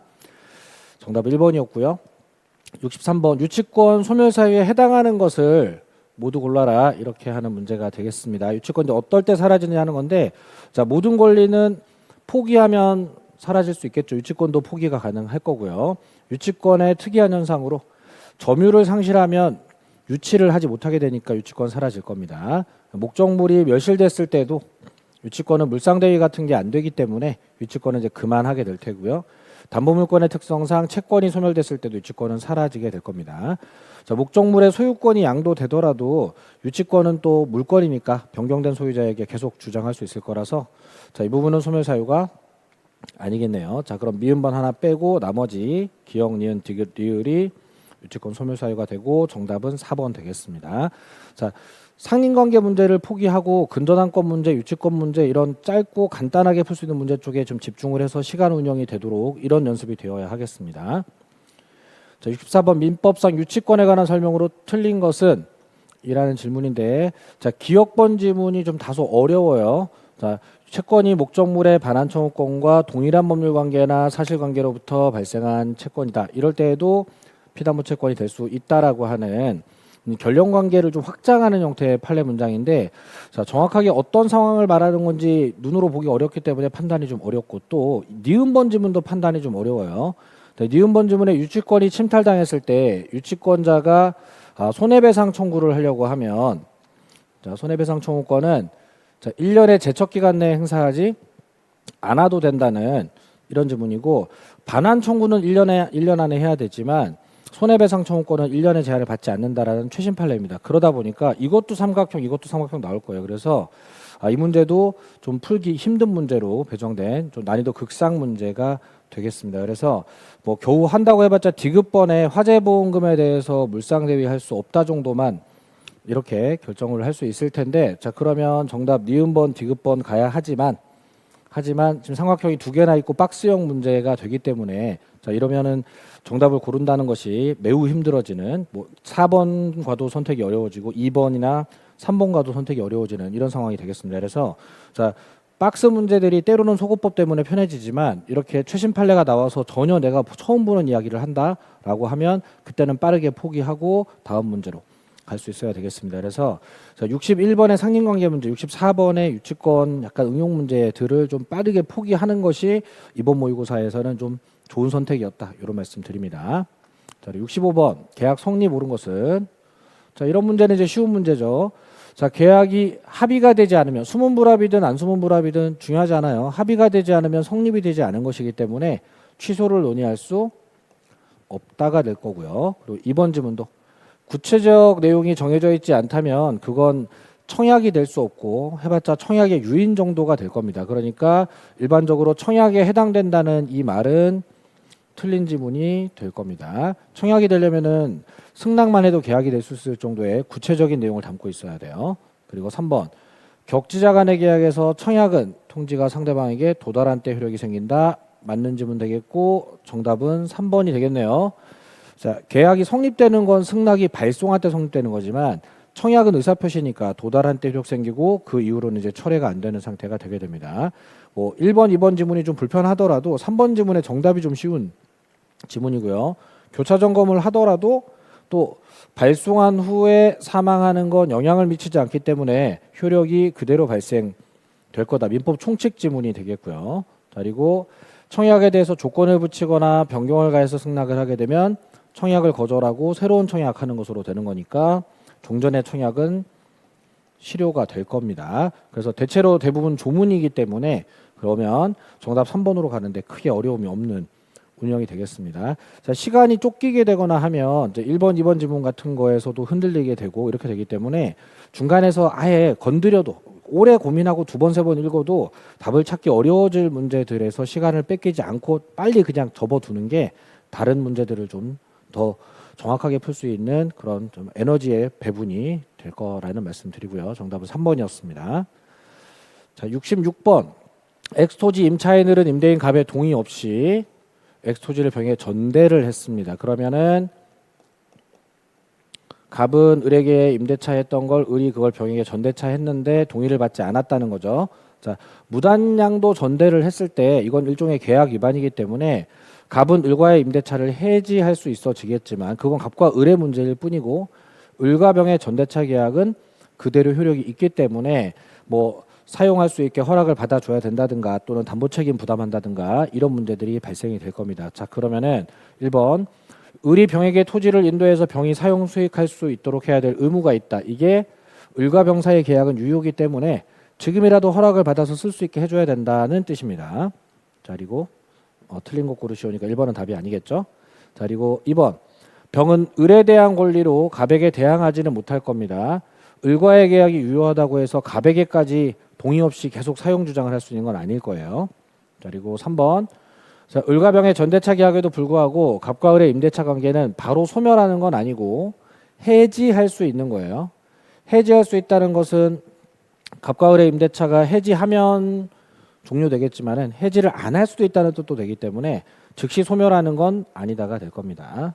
자, 그리고 4번 갑은 병에 대해서 불법 점유를 이유로 토지 반환과 함께 차임 상당의 부당이득 반환 청구할 수 있다 했는데 자, 갑과 병 사이에는 어떤 계약을 한 게 아니기 때문에 갑과 을의 계약을 해지하고 병을 쫓아내고 할 수는 있겠지만은 차임 상당의 부당이득 반환 청구는 계약 관계로 엮여 있을 때나 하는 거니까 이렇게는 할 수가 없겠습니다. 자, 이렇게 되겠고요. 그리고 자, 5번 갑이 무단전대를 이유로 을과의 임대차 계약을 해지를 했다면 해지를 했네요. 이번에는 그러면 을은 갑에 대해서 지상물 매수 청구권 행사할 수 있느냐라고 했는데 자, 이게 동의 있는 전대차 문제라면은 전차인이 지상물 매수 청구권 할 수도 있어요. 하지만 지금 동의를 받지 않은 무단전대이기 때문에 지상물 매수 청구권 행사는 어렵겠습니다. 자, 그러면 틀린 거 고르라고 했으니까 정답은 4번 지문 되겠고요. 자, 갑과 병 사이에 어떤 계약 관계 존재하지 않기 때문에 자, 갑이 병에게 뭐 동의를 해주지 않은 상태에서는 차임 청구 같은 것은 안 되는 겁니다. 그래서 정답은 4번 되겠고요. 뭐 2월 달이라는 점을 좀 감안한다면은 아직 진도가 안 나간 부분들도 있을 수 있고 해서 전대차 문제는 좀 쉽지는 않았겠습니다만은 동의 있는 것과 없는 것으로 유형 구별해서 자주 물어보는 질문만 잘 대응을 해주신다라고 하면 지금 정답이 되는 4번 지문도 자주 묻는 질문이기 때문에 한 5월 이후에는 충분히 맞출 수 있는 문제로 갈 수 있을 거예요. 지금은 조금 체감 난이도가 좀 높아 보입니다. 정답은 4번이었습니다. 자, 그리고 67번 제3자를 위한 계약 설명으로 틀린 것은 이라고 했고요. 1번에 자, 제3자의 수익에서 표시는 제3자를 위한 계약의 성립 요건이 아니다. 자, 맞는 질문이겠죠?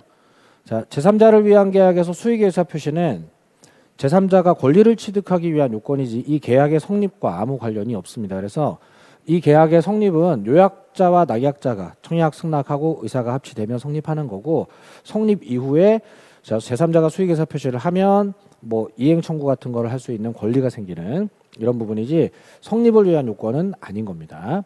자, 그리고 2번 자, 채무자와 인수인 사이에 체결되는 병존적 채무인수 계약은 인수 계약을 하고 난 이후에 채권자 쪽에서 채무 인수한 사람과 종전 채무자 양쪽으로 모두 채무 변제를 청구할 수 있어지기 때문에 채권자에게 무조건적으로 유리해지는 일종의 제3자를 위한 계약으로 볼 수 있겠습니다. 어떤 계약을 했는데 계약 당사자 이외의자가 이익을 누린다면 다 제3자를 위한 계약이 되는데 면책적 채무 인수라면 채권자 입장에서는 채무자가 바뀌기만 할 뿐 유리한 게 없어서 제3자를 위한 계약이 될 수 없지만 병존적 채무 인수라면 기회가 늘어나는 혜택을 보기 때문에 제3자를 위한 계약이라고 할 수 있겠습니다. 자, 그리고 3번 계약 당사자는 제3자의 권리가 발생한 후에 그러니까 수익의 의사표시를 통해서 이행 청구나 손해배상 청구를 할 수 있는 권리가 생긴 이후에 합의 해제를 할 수 없어요. 자, 채무불이행 때문에 해제를 하는 게 아니라 그냥 합의하에 없앤다는 건 수익자의 권리를 없애버리겠다는 건데 그런 식으로 이유 없이 수익자의 권리를 소멸시키는 행동을 할 수는 없도록 되어 있는 겁니다. 자, 법조문의 일부분이 되겠고요. 자, 그러면은 정답은 3번 이렇게 되겠습니다. 자, 뭐 나머지 지문들 수익의 의사 표시를 했을 때 낙약자는 요약자와의 계약의 기한 그러니까 낙약자와 요약자의 계약이면은 낙약자 요약자는 보상 관계죠. 자, 보상 관계에 어떤 문제가 생겼다라면은 그 항변으로 대항을 할 수 있다가 될 테고요. 자, 4번 지문은 이게 요약자와 낙약자의 관계인지 요약자와 수익자의 관계인지를 잘 체크해서 보상 관계 하자 질문인지 대가 관계 하자 질문인지 잘 구별해 주시면 되겠고 자, 그리고 5번 요약자는 낙약자가 채무를 이행하지 않으면 수익자 동의가 없어도 계약을 해제할 수 있겠고 자, 요약자는 계약의 당사자니까 반대편 당사자의 채무 불이행이 있으면 당연히 해제를 하는 거고요. 자, 수익자는 이행 청구, 손해배상 청구만 할 뿐이지 해제라든가 성립에 영향을 주는 행동을 하지 않으니까 수익자의 동의가 없다는 말은 크게 신경 쓰지 않아도 괜찮겠습니다. 충분히 당사자로서 할 수 있는 권리가 되겠습니다. 자, 정답은 3번이 되겠고요. 제3자를 위한 계약은 사례 출제가 조금 더 많아요. 그렇기 때문에 그렇게 지문으로도 연습하지만 가불병 형태로 된 사례 문제로 나왔을 때의 준비들도 앞으로는 계속해서 해 나가야 되겠습니다. 자, 68번은 자, 갑과 을이 갑소유 엑스토지 200평으로 해서 계산해서 수량 지정 매매를 했다가 20평이 부족한 것으로 판명됐다라고 하는 수량 부족 매매 현상입니다. 자, 이 매도인의 담보 책임 유형의 한 형태인데 이 수량 부족 일부 멸실 형태에는 계약의 해제, 손해배상 청구, 대금 감액 청구를 매수인이 다 선의 매수일 때만 할 수 있고 시기적으로는 그 사실을 안 날로부터 1년 안에 하게 되어 있습니다. 그래서 문제가 제시가 되었을 때 뭐 틀린 거 찾는 것도 찾는 거지만 이런 형태는 선의 매수인이 지금 다 선의 매수인이죠. 선의 매수인이 대금 감액을 청구할 수도 있고 손해배상을 청구할 수도 있고 그리고 또 뭐 해제를 할 수도 있는데 그 권리 행사는 안날로부터 1년 내에 여기 기본적으로 암기가 좀 되어 있어야 되겠고요. 그리고 자, 계약 체결상 과실 책임 물을 수 있으려면은 계약이 원시적 전부불능 형태라야 되는데 지금 이런 계약들은 전부불능 형태가 아니기 때문에 계약 체결상 과실 책임 물을 수 없고 또 일부 무효라는 것도 이게 이제 무효 사유가 아니기 때문에 부당이득 반환 청구 형태로도 할 수가 없다가 되는 지문이에요. 그러니까 이렇게 담보 책임 형태의 문제가 형성이 되면 그냥 이건 담보 책임으로만 해결이 된다라고 생각해서 딱 수량 부족 일부 멸실 형태의 담보 책임으로만 해결된다. 자, 이게 외워져 있어야 돼요. 그래서 하나씩 틀린 지문 찾기보다는 그냥 3, 4, 5번 형태로만 해결을 한다. 이렇게 생각을 해주시고 정답은 2번입니다만은 암기 점검은 3, 4, 5번이 잘 외워줘야 되겠습니다. 그리고 계약 체결상 과실 책임은 항상 원시적 전부불능 아니면 인정되기 어렵다라는 하나의 기준만 알고 있어도 되게 대응을 할 수 있겠습니다. 자, 정답은 2번이었고요. 69번에 물건의 하자에 관한 담보 책임 설명으로 틀린 것은 했습니다. 자, 판례가 좀 있기 때문에 지금 2월 시기엔 조금 까다롭지만 사실은 물건의 하자 담보 책임은 출제하는 어떤 포인트들이 그렇게 막 복잡하지는 않아요. 그렇기 때문에 최소한의 대응을 해줄 수 있도록 해주시면 되겠고, 자, 1번 지문에 자, 법률적 제한 내지 장애가 있다 이러면 이것도 목적물의 하자에 해당한다. 요거만 찾아주시면 되겠습니다.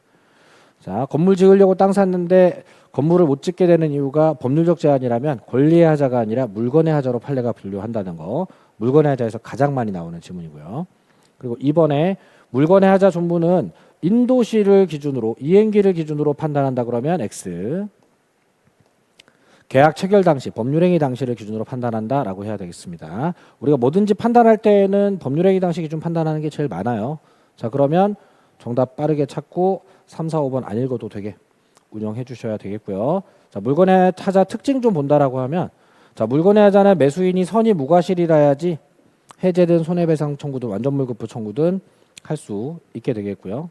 자, 4번 지문에 물건의 하자의 특징 중에 종류물 매매를 했을 때, 그러니까 대체해 줄 수 있는 물건의 매매를 했을 때 해제 손해배상 청구를 할 수도 있겠지만 해제 손해배상 청구를 하지 않고 하자 없는 물건을 청구하는 소위 완전물급부 청구권을 해도 되겠습니다. 권리의 하자에는 없는 형태의 완전물급부 청구권이고 해제 손해배상 청구를 안 하고 선택해야 된다는 측면을 체크해 주시면 되겠습니다.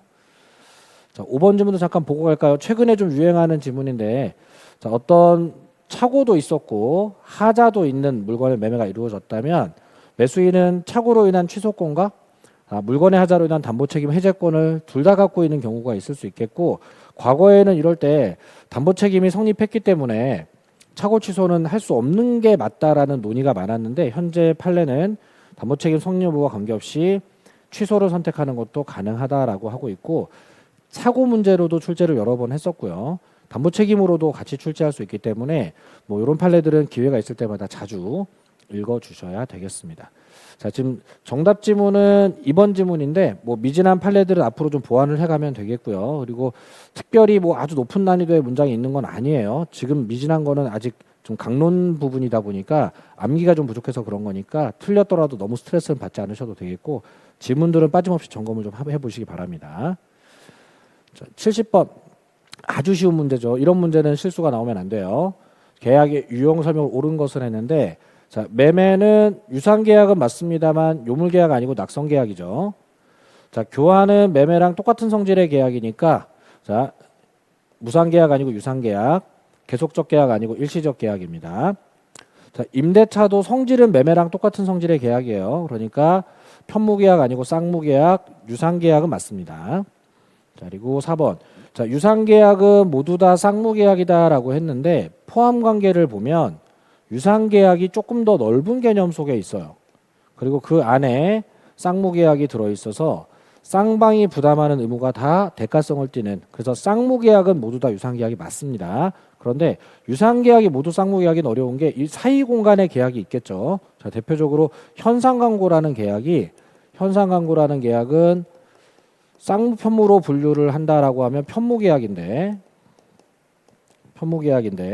근데 유상무상으로 구별을 한다라고 하면 유상계약으로 구별이 돼요. 이렇게 구별이 돼요. 그래서 편무면서 유상인 계약이고, 대부분 쌍무계약이면 유상계약이면 쌍무계약 일치되는 경우가 많습니다만 현상광고는 좀 특이하니까 시험 범위가 살짝 벗어났더라도 현상광고의 특성은 좀 알아두시면 좋겠고, 아주 유명한 X 지문입니다. 자, 문장을 반대로 쓰면 또 맞는 지문이 될 수도 있기 때문에 꼼꼼하게 읽어주셔야 되겠고요. 자, 계약금 계약은 몇 개 안 되는 요물계약 중에 하나입니다. 그래서 계약금이 모두 지급되어야 성립될 수 있는 요물계약이 되겠고, 여러분들이 공인중개사 시험에서 알고 있어야 될 요물계약은 3가지입니다. 계약금 계약, 대물변제, 현상광고까지. 그중 대물변제는 사실 거의 출제를 안 하고 있기 때문에 계약금 계약이랑 현상광고 정도만 외워주고 기억 안 나는 것들은 다 낙성계약으로 분류를 해주시면 되겠습니다. 정답은 5번이었습니다. 71번에 갑은 자신의 X 건물을 의소유의 Y 토지와 서로 교환하기로 계약을 했는데, 자, 가액 차이로 인해서 발생한 보충금 지급에 가름해서 Y 토지에 설정된 저당권의 피담후 채무를 이행인수했다, 이런 말이 나오네요. 자, 여기까지 읽고 나 이 문제 안 풀어, 이렇게 하셨어야 돼요. 지금 정답 지문이 4번일 거예요, 아마 이게.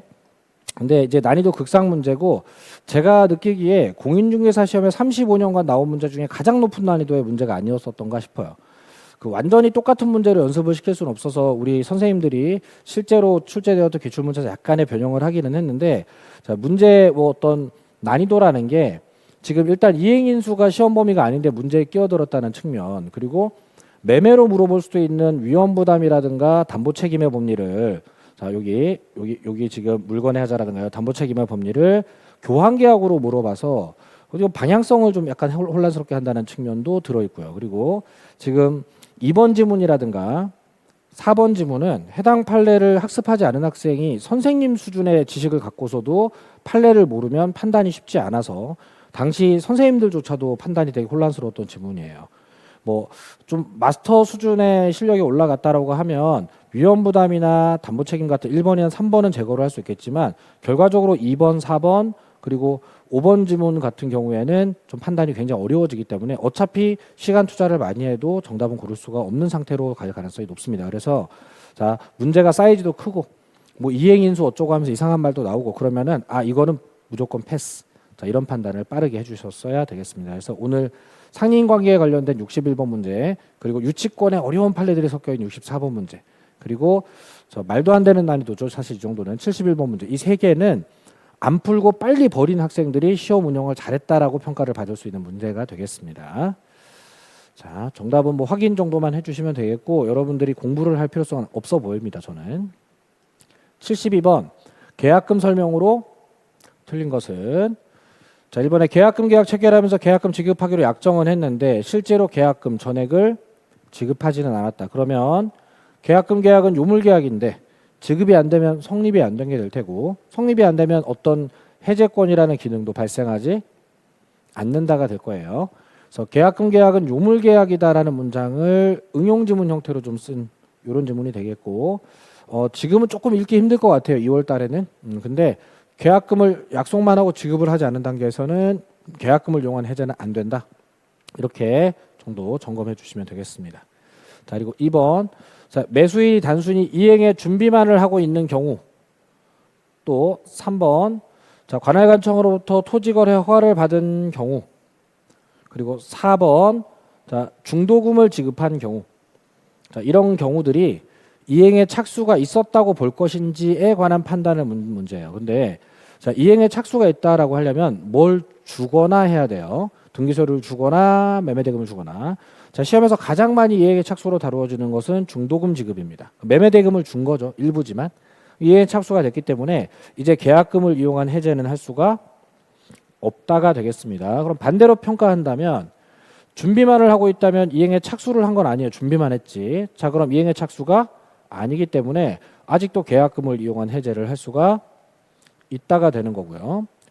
그리고 토지거래 허가구역에서 관할관청으로부터 허가를 받았다는 건 등기를 줬다는 것도 대금을 줬다는 것도 아니고, 자, 매매를 하기 위한 허가를 받았다는 건데 그러면은 주고받은 건 없어요. 자, 그러면 이행의 착수가 아니게 되겠고, 자, 이행의 착수로 볼 수 있다는 말도 틀렸지만 계약금을 이용한 해제를 할 수 있다고 해주셔야 되겠죠, 그죠? 그래서 지금 정답이 3번이 되겠습니다. 그래서 자, 계약금 문제는 이행의 착수가 있으면 계약금 해제를 못한다. 이행의 착수가 없으면 계약금 해제를 아직도 할 수는 있다. 자, 이 기준으로 봤을 때 2번, 3번, 4번에서 이행의 착수 여부를 판단할 수 있도록 키워드 관리가 되어야 하겠습니다. 좀 틀린 거 고르라고 했으니까 정답은 3번 지문이 되겠죠. 자, 계약금 문제에서 주로 어떤 걸 물어보는지 이행의 착수 여부 물어보고 있다는 논점 파악을 잘했으면 2번, 3번이 좀 편하게 보였을 테고, 그렇지 않으면 조금 불편하게 느껴질 수도 있겠습니다. 자, 틀리신 분들은 이행의 착수 여부를 항상 묻게 된다라는 점을 항상 생각해서 문제 반영해 주시면 되겠습니다. 자, 그리고 5번 지문은 약간 시험 범위 벗어난 지문인데 계약금의 원래 기능은 해약금 기능이기 때문에 특약이 없는 이상 위약금 성질이라든가 또는 위약금 성질의 일종인 손해배상 예정 성질이라든가 이런 게 생겨나지는 않는다라는 거고요. 특약으로 추가를 하면 이런 성질이 생길 수 있지만 계약금의 원래 기능은 어디까지나 해약금 기능입니다. 자, 다소 좀 어려운 지문인데 정답이 지금 3번 지문으로 쉽게 갔기 때문에 5번 지문은 당장은 삼각형 나와도 괜찮겠습니다. 자, 그리고 73번 매매 일방 예약인데 매매 예약으로 그냥 읽으시면 돼요. 나중에 매매를 하자는 약속을 미리 하는 것 매매 예약이라고 하고, 이 예약 완결권을 한쪽만 갖고 있을 때 일방 예약이라고 하는 거예요. 자, 그러면 예약만 했다고 소유권 이전이 되고 하진 않으니까 1번 질문, 매매 일방 예약은 채권 계약일 수밖에 없겠습니다. 자, 물권 변동이 생겨야 물권 계약인데 예약만으로 물권 변동이 안 생기니까. 자, 그리고 2번. 자, 예약 완결권 행사 기간. 기간을 정했다면 그 기간까지 할 수 있고, 안 정했다면 예약 성립일부터 10년간 행사할 수 있는데, 여기 5번 질문에 있죠. 행사 기간 약정하지 않았다면 예약이 성립한 때로부터 10년간 행사해야 되는데, 이러한 기간들의 성질이 다 제척 기간이에요. 자, 그게 제척 기간이라면 중단이 없기 때문에 항상 법원에서 직권 조사를 할 수가 있습니다. 그래서 주장이 없더라도 법원은 그 제척 기간 도과 여부를 고려할 수 있다가 되겠습니다. 자, 지금 현재 이 문제를 2월 달에 풀기 조금 어려워요. 그렇지만 여러분들이 자, 예약 완결권은 항상 제척 기간은 항상 직권 조사가 가능하다. 이런 규칙성이 좀 생겨나면 되려 정답 2번에 쉽게 고를 수 있는 이런 문제가 될 수도 있겠습니다. 그래서 자, 예약 완결권은 다른 어떤 것보다도 자, 예약 완결권의 의사를 표시하면 이렇게 하면 매매 효력이 바로 형성되는 형성권이기 때문에, 그렇기 때문에 행사 기간, 제척 기간 문제가 가장 중요한 이슈로 다루어진다. 그래서 기간 정하면 그 기간까지 할 수 있고, 안 정하면 성립일부터 10년까지 할 수 있는데 기간 도과 여부는 직권 조사한다. 이런 식으로 주요 포인트를 잘 살려서 준비를 잘 해주시면 되겠습니다. 자, 그리고 정답은 그럼 2번. 네, 74번. 이행 지체, 늦어진 것으로 인한 해제 설명으로 틀린 것은 이라는 문제가 되겠고요. 자, 기본은 지체를 이유로 해제를 하려면 최고를 해야 된다는 거예요. 자, 늦게 이행하니까 자, 언제 이행할 건지 빨리 이행해 달라는 의미로 최고를 하고, 그 최고에 불구하고 이행을 하지 않으면 그때 이제 해제권을 갖게 되는 건데, 근데 지체라고 하더라도 정기행위라든가 또는 상대방이 채무 이행을 명백히 거절했을 때에는 또 최고가 생략될 수 있는 측면이 있기 때문에 그 최고를 해야 되는지에 관한 질문을 묻게 될 거다라는 생각으로 문제의 공략에 들어가면 되겠고요. 자, 최고를 해야 되는데 최고는 미리 기간을 명시해서 최고해야 되는 건 아니다. 기간을 정하지 않으면 상당한 기간이 지난 후에 최고의 효력이 생기는 것으로 법원이 관리해 줄 수 있기 때문에 자, 기간은 안 정하고 최고를 해도 된다. 이렇게 파악해 주시면 되겠고, 그리고 니은번. 결국 해제를 하게 됐을 때 해제랑 손해배상 청구는 영향을 미치지 않는다라는 법조문이에요. 자, 계약을 해제하는 것은 계약을 없애는 거고, 손해배상 청구는 그로 인한 피해에 대한 보상을 받기 위한 행동이라 목적도 다르고, 그리고 발생 원인도 해제를 해야 손해배상 청구권이 생기는 게 아니라 채무불이행이라는 현상을 원인으로 해제권과 손해배상 청구권이 두 개의 권리가 생겨나는 것이기 때문에 둘 중 하나만 행사를 하던 두 개를 같이 행사하던 상관이 없다는 의미로 사용되는 조문입니다. 법조문이니까 눈에 좀 익혀두시고요. 자, 디귿번. 당사자 쌍방이 수인이다, 여러 명이다 라면 계약의 해제 의사표시는 전원으로부터 전원에 대해서, 누구는 깨고 누구는 안 깨고 이러지 말고 전원으로부터 전원에 대해서 하여야 한다. 이렇게 돼 있죠. 그럼 1인에 대해서 하더라도 효력이 있다 이러면 틀렸죠. 자, 누구 한 명만 빼고 계약을 하면 계약의 내용이 불공정해질 우려가 있기 때문에 계약을 해제할 때는 전원으로부터 전원에 대해서, 이 전원으로부터 전원에 대해서라는 표현만 눈에 익혀 두시면은 이런 문제를 대응할 수 있겠습니다. 틀린 지문이겠네요. 디귿번은. 자, 1번. 당사자 일방이 정기행위를 일정 시기에 이행하지 않았다. 지체의 경우지만 정기행의 경우에는 최고 없이 해제를 한다는 게 유일한 질문입니다. 자, 그러면은 최고 없이 해제할 수 있겠구나. 정기행위니까. 이렇게 판단을 해주시면 되겠고, 자, 그럼 틀린 질문은 디귿번 하나가 되겠네요. 그죠? 정답은 2번 되겠습니다. 자, 특별히 뭐 판례라든가 이런 게 아니라 대부분 조문이기 때문에 자, 시간만 여유롭다면은 맞출 수 있는 관리가 돼야 되겠습니다. 자, 75번. 자, 날짜가 들어갔죠.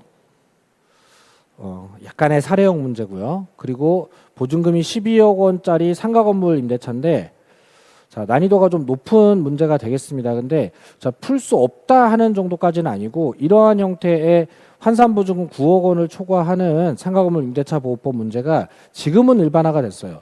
최초에 출제가 되었던 게 28회인가 그런데 그 당시에는 이 문제를 풀 수 있는 학생들이 거의 없다시피 했습니다만, 지금 상가 건물 임대차 보호법은 환산보증금이 9억 원을 초과하는 그런 종류의 임대차에 적용되는 조문과 적용되지 않는 조문을 구별해서 문제를 풀이하는 이런 형태의 문제는 싫어도 준비를 해가야 되는 문제가 되어버렸습니다. 그래서 자 2월달 수준에서는 아직은 연습이 좀 덜 되어 있을 테고, 자 전국적으로 7월 이후에는 여러분들이 이런 문제를 해결할 수 있어야 돼요. 논점 관리라는 측면에서 겪어본다 이렇게 생각을 해주시면 되겠고, 자 상가 건물 임대차에서 환산보증금이 9억 원을 초과할 때, 환산보증금이라고 하면은 원래 보증금 플러스 월세 곱하기 100한 금액인데 지금은 보증금 자체가 지금 9억을 넘었죠. 자 그러면 기본적으로 상가건물 임대차 보호법 적용을 하지 않게 됩니다. 자 뭐 인도 사업자 등록해서 대항 요건 갖추고 그러더라도 기본적으로 적용을 안 해요. 다만 적용이 되는 조문이 몇 개 있단 말이죠. 자 인도 사업자 등록으로 대항력을 취득하는 이 부분은 9억이 넘어도 적용이 됩니다. 그리고 갱신 요구권 규정과 권리금 규정 적용이 되고요. 그리고 해지 사유가 3기 연체를 해지 사유로 삼는다는 부분은 보증금이 9억을 넘어도 적용이 됩니다. 그 외에는 뭐 감염법 예방 법률이라고 해서 코로나 때 영업이 어려워지면서 계약을 해지하게 해준 이 조문은 9억이 넘어도 적용을 하는 것으로 되어 있습니다. 그 외에 대부분의 조문들, 최단 기간이라든가 우선 변제권이라든가 이런 부분들은 적용이 되지 않는 상황입니다. 그래서 문제를 풀 때 어떻게 하는지 한번 잘 지켜보세요. 자, 계약갱신 요구권은 9억 넘는지에 상관없이 적용이 되는 조문이에요. 자, 그러니까 이건 일단 적용이 되겠구나. 적용이 된다면 법조문에 있는 그대로 풀어도 된다. 자, 그러니까 자, 최초 임대차 기간을 포함한 최초 포함 10년 초과하지 않는 범위 내에서 행사할 수 있다가 그냥 그대로 맞는 지문이 돼요. 그런데 자, 지금 2번 지문은 대항력 취득에 관한 지문이니까 이것도 적용이 되겠다. 9억이 넘었지만 적용은 가능하다. 그러면은 법조문에 있는 그대로 인도 사업자 등록 신청하면 다음 날 대항력 취득할 수 있겠다가 맞는 지문.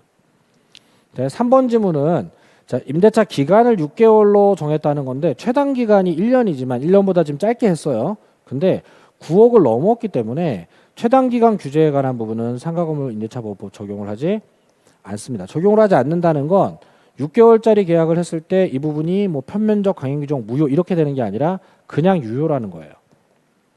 그러면 누가 임대인이고 누가 임차인지에 상관없이 이 사람이 임대인이 임차인인지에 상관없이 유효를 주장할 수 있다는 뜻이에요.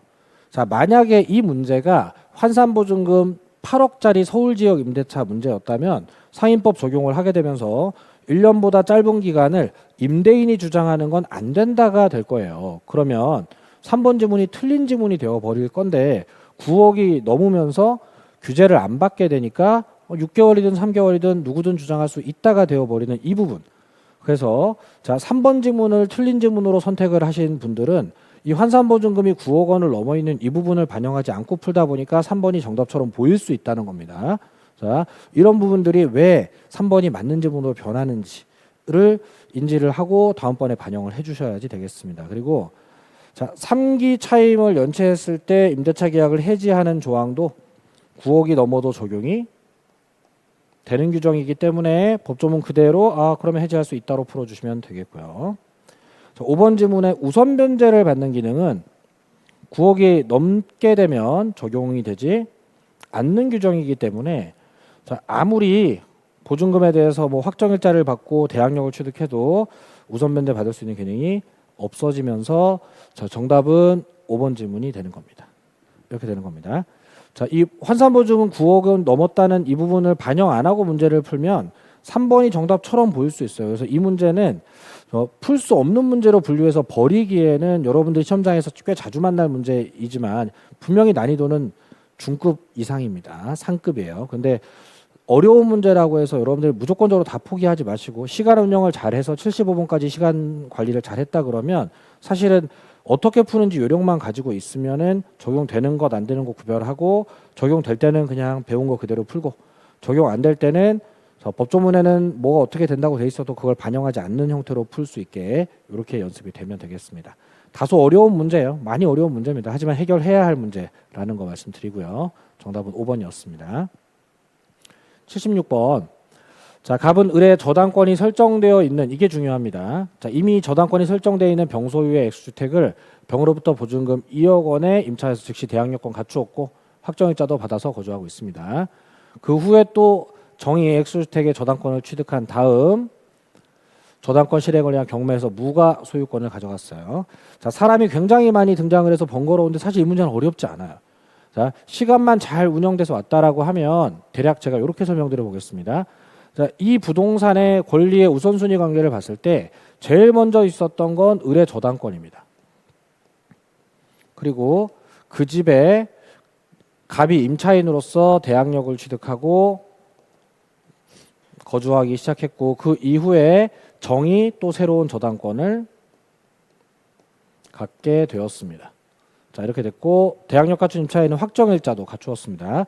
이 순서만 파악한다 그러면 경매를 했을 때 배당 순서는 을 1등, 갑 2등, 정 3등인 게 당연해요. 그죠? 그리고 경매를 하게 되었을 때에는 권리는 저당권부터 사라지는 거니까 제가 표시를 좀 해드리면은 경매 이후에는 이 저당권이 사라지면서 그보다 후순위의 권리에 있는 이 모든 권리들이 다 사라지게 됩니다. 자, 이 정도의 기준만 갖고 있었다 그러면은 자, 내가 문제를 시간을 여유를 갖고 차근차근 순서 파악만 잘 했더라면 그러면 경매 끝나면 다 사라지고 배당은 순서에 따라 쪼로록 받았겠구나. 자, 그러면은 자, 경락인이 임대인 지위를 승계할 그럴 일이 없는데, 그죠? 다 사라지고 임대차도 사라질 건데 경락인이 임대인 지위를 승계할 이유가 없죠. 자, 경락인이 임대인 지위를 승계하려면 대항력이 저당권보다 최선순위였어야 되는데 이미 저당권 설정되어 있는 집에 인도 주민으로 들어갔단 말이에요. 그러니까 정답이 그냥 1번의 쉬운 지문으로 딱 되고 그리고 누가 누구보다 우선 변제 받는다 하는 건 순서대로 받는다라고 하면 되겠죠. 을이 갑보다 우선이고 갑이 정보다 우선이고 이런 거죠 뭐. 그러니까 자, 그렇게 어렵지 않은 문제입니다. 그러니까 시간 운영이 잘못돼 가지고 여기에 시간이 몰리게 되면 지금 75번이나 76번 같은 문제는 딱 외관상으로 보기에 압도적인 비주얼을 갖고 있기 때문에 그죠? 이렇게 막 날짜도 들어가고 이렇게 문장이 길고 하기 때문에 포기하는 상황이 나올 수 있어요. 이래서 시간 운영이 중요한 겁니다. 그래서 2월 모의고사 때 가장 중요하게 점검했어야 될 것은 중간을 막 버리고 오더라도 여기에 왔을 때 시간이 부족하지 않았어야 돼요. 자, 그런 운영을 잘 부탁드립니다. 자, 77번. 자, 갑은 조세 포탈 등의 목적으로 하지 않고가 중요한 거죠. 자, 그러면 법령 제한의 회피 목적이 아닌 상태로 배우자 여기도 중요한 거죠. 을과 명의신탁 약정을 했어요. 자, 그러면은 이 문제는 유효 명의신탁 문제로구나. 이걸 파악했어야 됩니다. 자, 명의신탁 문제는 난이도 하짜리 문제는 거의 없다고 보시면 돼요. 단 이 명의신탁이 유효일 때 무효일 때 어떤 차이가 나는지를 구별해서 이해하고 있으면 쉬운 문제. 이게 구별이 안 돼 있으면 어려운 문제가 되는 겁니다. 자, 명의신탁이 유효일 때 소유권 관계는 내부적으로 갑이 소유자, 외부적으로 을이 소유자. 자, 그러면은 갑이 을에게 그럼 내부적인 관계니까 소유권은 갑이 갖고 있는 거니까 말소 등기나 반환 청구할 수 있다가 맞겠고요. 또 자, 정의 토지를 불법 점유할 때 갑은 정에 대해서 이렇게 하면 외부 관계가 된 거니까 외부적으로는 소유자가 아니라서 반환 청구를 직접 할 수 없다가 될 테고 자, 1번은 되는데 2번은 안 되는 이유가 1번은 내부 관계 질문이라서 갑을 소유자로 놓고 풀어야 되는데 2번은 외부 관계 질문이라서 외부 관계라는 건 갑, 을 이외의 사람이 등장을 했다는 거죠. 정이라는 사람이. 그래서 갑을 소유자가 아닌 걸로 평가하고 풀어야 된다는 거. 유효 명의신탁의 핵심은 이겁니다. 자, 외부 관계에선 소유자가 아니고 내부 관계에서는 소유자가 되는 이 신탁자의 개념을 이해하고 있느냐. 첫 번째가 이게 되겠고요. 두 번째, 3번에 갑이 을에게 명의신탁 해지를 말하려고 한다면 계약이 유효라면 해지를 말할 수 있어요. 하지만 무효인 계약은 해지가 안 되기 때문에 해지 원인으로 등기 말소를 청구할 수 유효에서는 있다가 되고 무효에서는 없다가 됩니다. 자, 명의신탁이 유효니까 배우자 관계고 회피 목적 없으니까 해지가 가능하다. 이렇게 풀어주셨어야 되고 정답은 3번이 되겠습니다. 자, 4번도 마찬가지 을의 점유가 수탁자의 점유가 타주 점유로 되는 것은 내부적으로 소유자가 아니기 때문이에요.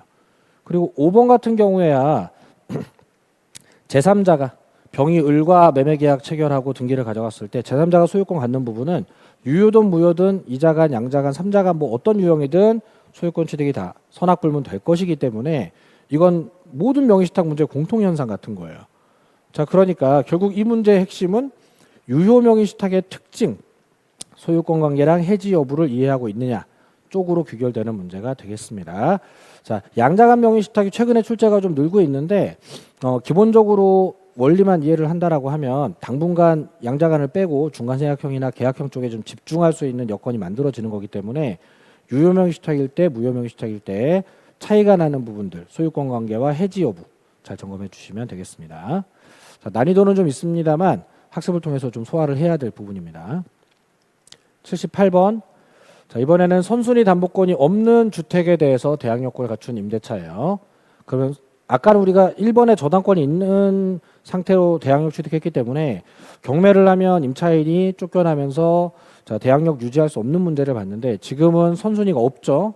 자, 그러면 자, 틀린 것은 했을 때 자, 대항력만 갖추고 있다면 1번 확정일자를 갖추지 않아도 소액보증금 중 일정액에 대한 최우선 변제권은 행사할 수가 있다. 자, 소액보증금 최우선 변제권은 경매 전에 경매 개시 결정 경매 신청 등기 전에 대항력만 갖추면 돼요. 어차피 다 줄 것도 아니고 일정 금액에 대해서 최소한을 줄 거기 때문에 경매 전에 확인만 되면 된다는 취지라서 확정일자 필요가 없습니다. 자, 그리고 자, 2번은 임차인이 확정일자를 또 갖추지 않아도 자, 대항력권을 갖춘 이후에는 주택 매수한 자에게 그러니까 집주인이 바뀌더라도 임차권 주장을 하면서 쫓겨나지 않을 수 있다라는 거예요. 자, 주인이 바뀌었을 때 쫓겨나지 않는 것도 확정일자의 기능이 아닙니다. 대항력의 기능입니다. 자, 대항력이 갖추어지고 그 다음에 소유자가 바뀌거나 저당권이 생겼을 때는 계속해서 대항할 수 있다가 되는 겁니다. 그래서 자, 요 문제는 제가 좀 조율을 했는데 자, 확정일자의 기능과 대항력의 기능을 좀 구별해서 이해를 했으면 좋겠다는 의미에서 일부러 확정일자 없는 지문을 2개를 선정을 해서 대항력으로도 이런 부분들은 누릴 수 있다를 점검해 주시라는 의미고요. 3번 임차인이 갱신 요구권이 생겼죠. 최근에 자, 갱신을 요구할 때 임대인은 자신이 거주를 하기 위해서 내가 살아야 되니까 당신에게 임대차 연장을 해줄 수 없다라고 하는 것. 자, 이 거주 목적 거절은 할 수가 있고 임대인의 직계 존속이나 비속 거주를 위한 거절도 가능하게 되어 있습니다. 자, 갱신 요구권 그 거절 부분에 주택 임대차 부분에 관해서는 거주 목적 거절 부분이 아직 출제 기록이 없어서 이 부분은 유력하게 앞으로 출제 예상되는 부분이라서 넣어놓은 거니까 앞으로도 꾸준히 점검해 주시면 좋겠고요. 4번 임대차가 묵시적으로 갱신됐을 때 만료 전 6개월, 2개월 사이에 아무 말 없이 가만두면 연장될 겁니다. 이때 자, 기간의 정함이 없는 것으로 된다 하면 자, 민법상 임대차라든가 전세권에서는 맞는 지문인데 주택 임대차에서는 기간이 2년으로 됩니다. 2년으로. 그래서 자, 정함이 없는 것으로 된다. 이 부분은 민법상 임대차 그리고 전세권에만 있는 거니까 4번 지문은 틀렸습니다. 그래서 정답은 좀 법조문 암기사항에서 들어갔고요. 출제 의도상으로는 1, 2번을 좀 점검을 잘 하고 4번으로 내려갈 수 있도록 하는 그때 그런 부분에 방점을 좀 찍고 자, 문제를 드렸고 5번 지문은 주택이 양도됐을 때 임대인 지위가 승계되면서 자, 지위가 승계되면은 양도받은 양수인에 대해서 뭔가 효력을 주장하는 이런 원리인데 보증금 반환 청구라든가 임차권 주장으로 물어봤으면 좀 편할 텐데 가압류의 효력 주장이라는 형태로 문장이 들어가서 읽기가 좀 불편할 거예요. 그래서 삼각형이 좀 나올 수 있는데 자, 대항력 취득한 임차인 있고 주택이 양도되면 양수인이 관련된 모든 지위를 승계한다. 보증금 반환 채무도 승계하고 가압류의 재산 채무자 지위도 승계하고 이렇게 다 승계한다는 취지로만 읽어주시면 되겠습니다. 우리가 가압류를 세부적으로 다루지는 않기 때문에 내용적인 파악보다는 전체적인 구조에 대한 파악 정도를 해주시면 되겠습니다. 정답은 4번이었습니다. 자, 79번 집합건물법 실제 기출문제에서는 재건축 정족수가 관리단 집회에서 5분의 4였다라는 측면의 출제였던 거를 재건축은 이제 여러분들이 여러 차례 점검도 앞으로 할 테고 또 최근에 이 집합건물법에 나오는 정족수 숫자들 3분의 2짜리도 있고 5분의 4짜리 4분의 3짜리 여러 가지 있는데 다 외울 수는 없지만 뭐가 제일 중요한 암기사항이냐라고 한다면 공용 부분 변경에 관한 정족수가 원칙적으로는 구분 소유자의 3분의 2, 의결권의 3분의 2의 관리단 의결을 얻어야 되는데 다만 이렇게 대지권 비율이라든가 또는 공용 부분 소유권 비율의 변화가 초래될 정도의 심각한 변경이라면 가중 정족수로 3분의 2보다는 좀 더 엄격하게 5분의 4로 결의를 해야 된다는 측면이 개정으로 신설된 조항들이에요.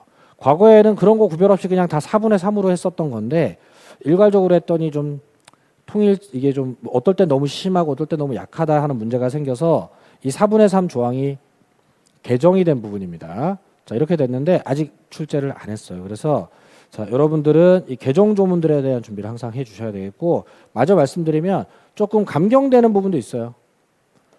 자, 통상결의라 그래서 과반수 결의를 하는 부분도 있습니다. 그래서 경미한 것은 통상결의를, 그리고 뭔가 변화가 심하게 초래되는 것은 5분의 4를, 그리고 애매한 건 원칙적으로 3분의 2, 이렇게 3단계로 세부 운영되게 돼 있고, 뭐 제가 가르치는 사람 입장에서 봤을 때 통상결의로 하는 아주 경미한 사안들에 대해서는 출제를 하기가 좀 애매해요. 3분의 2짜리랑 경계선이 좀 애매하기 때문에 그냥 원칙을 물어보거나 가중되는 5분의 4를 물어보거나 둘 중에 하나일 거라고 생각이 됩니다. 그래서 다른 정족수는 못 외우시더라도 공용 부분 변경이 세분화되었다는 것 정도는 꾸준히 점검을 하시기 바랍니다.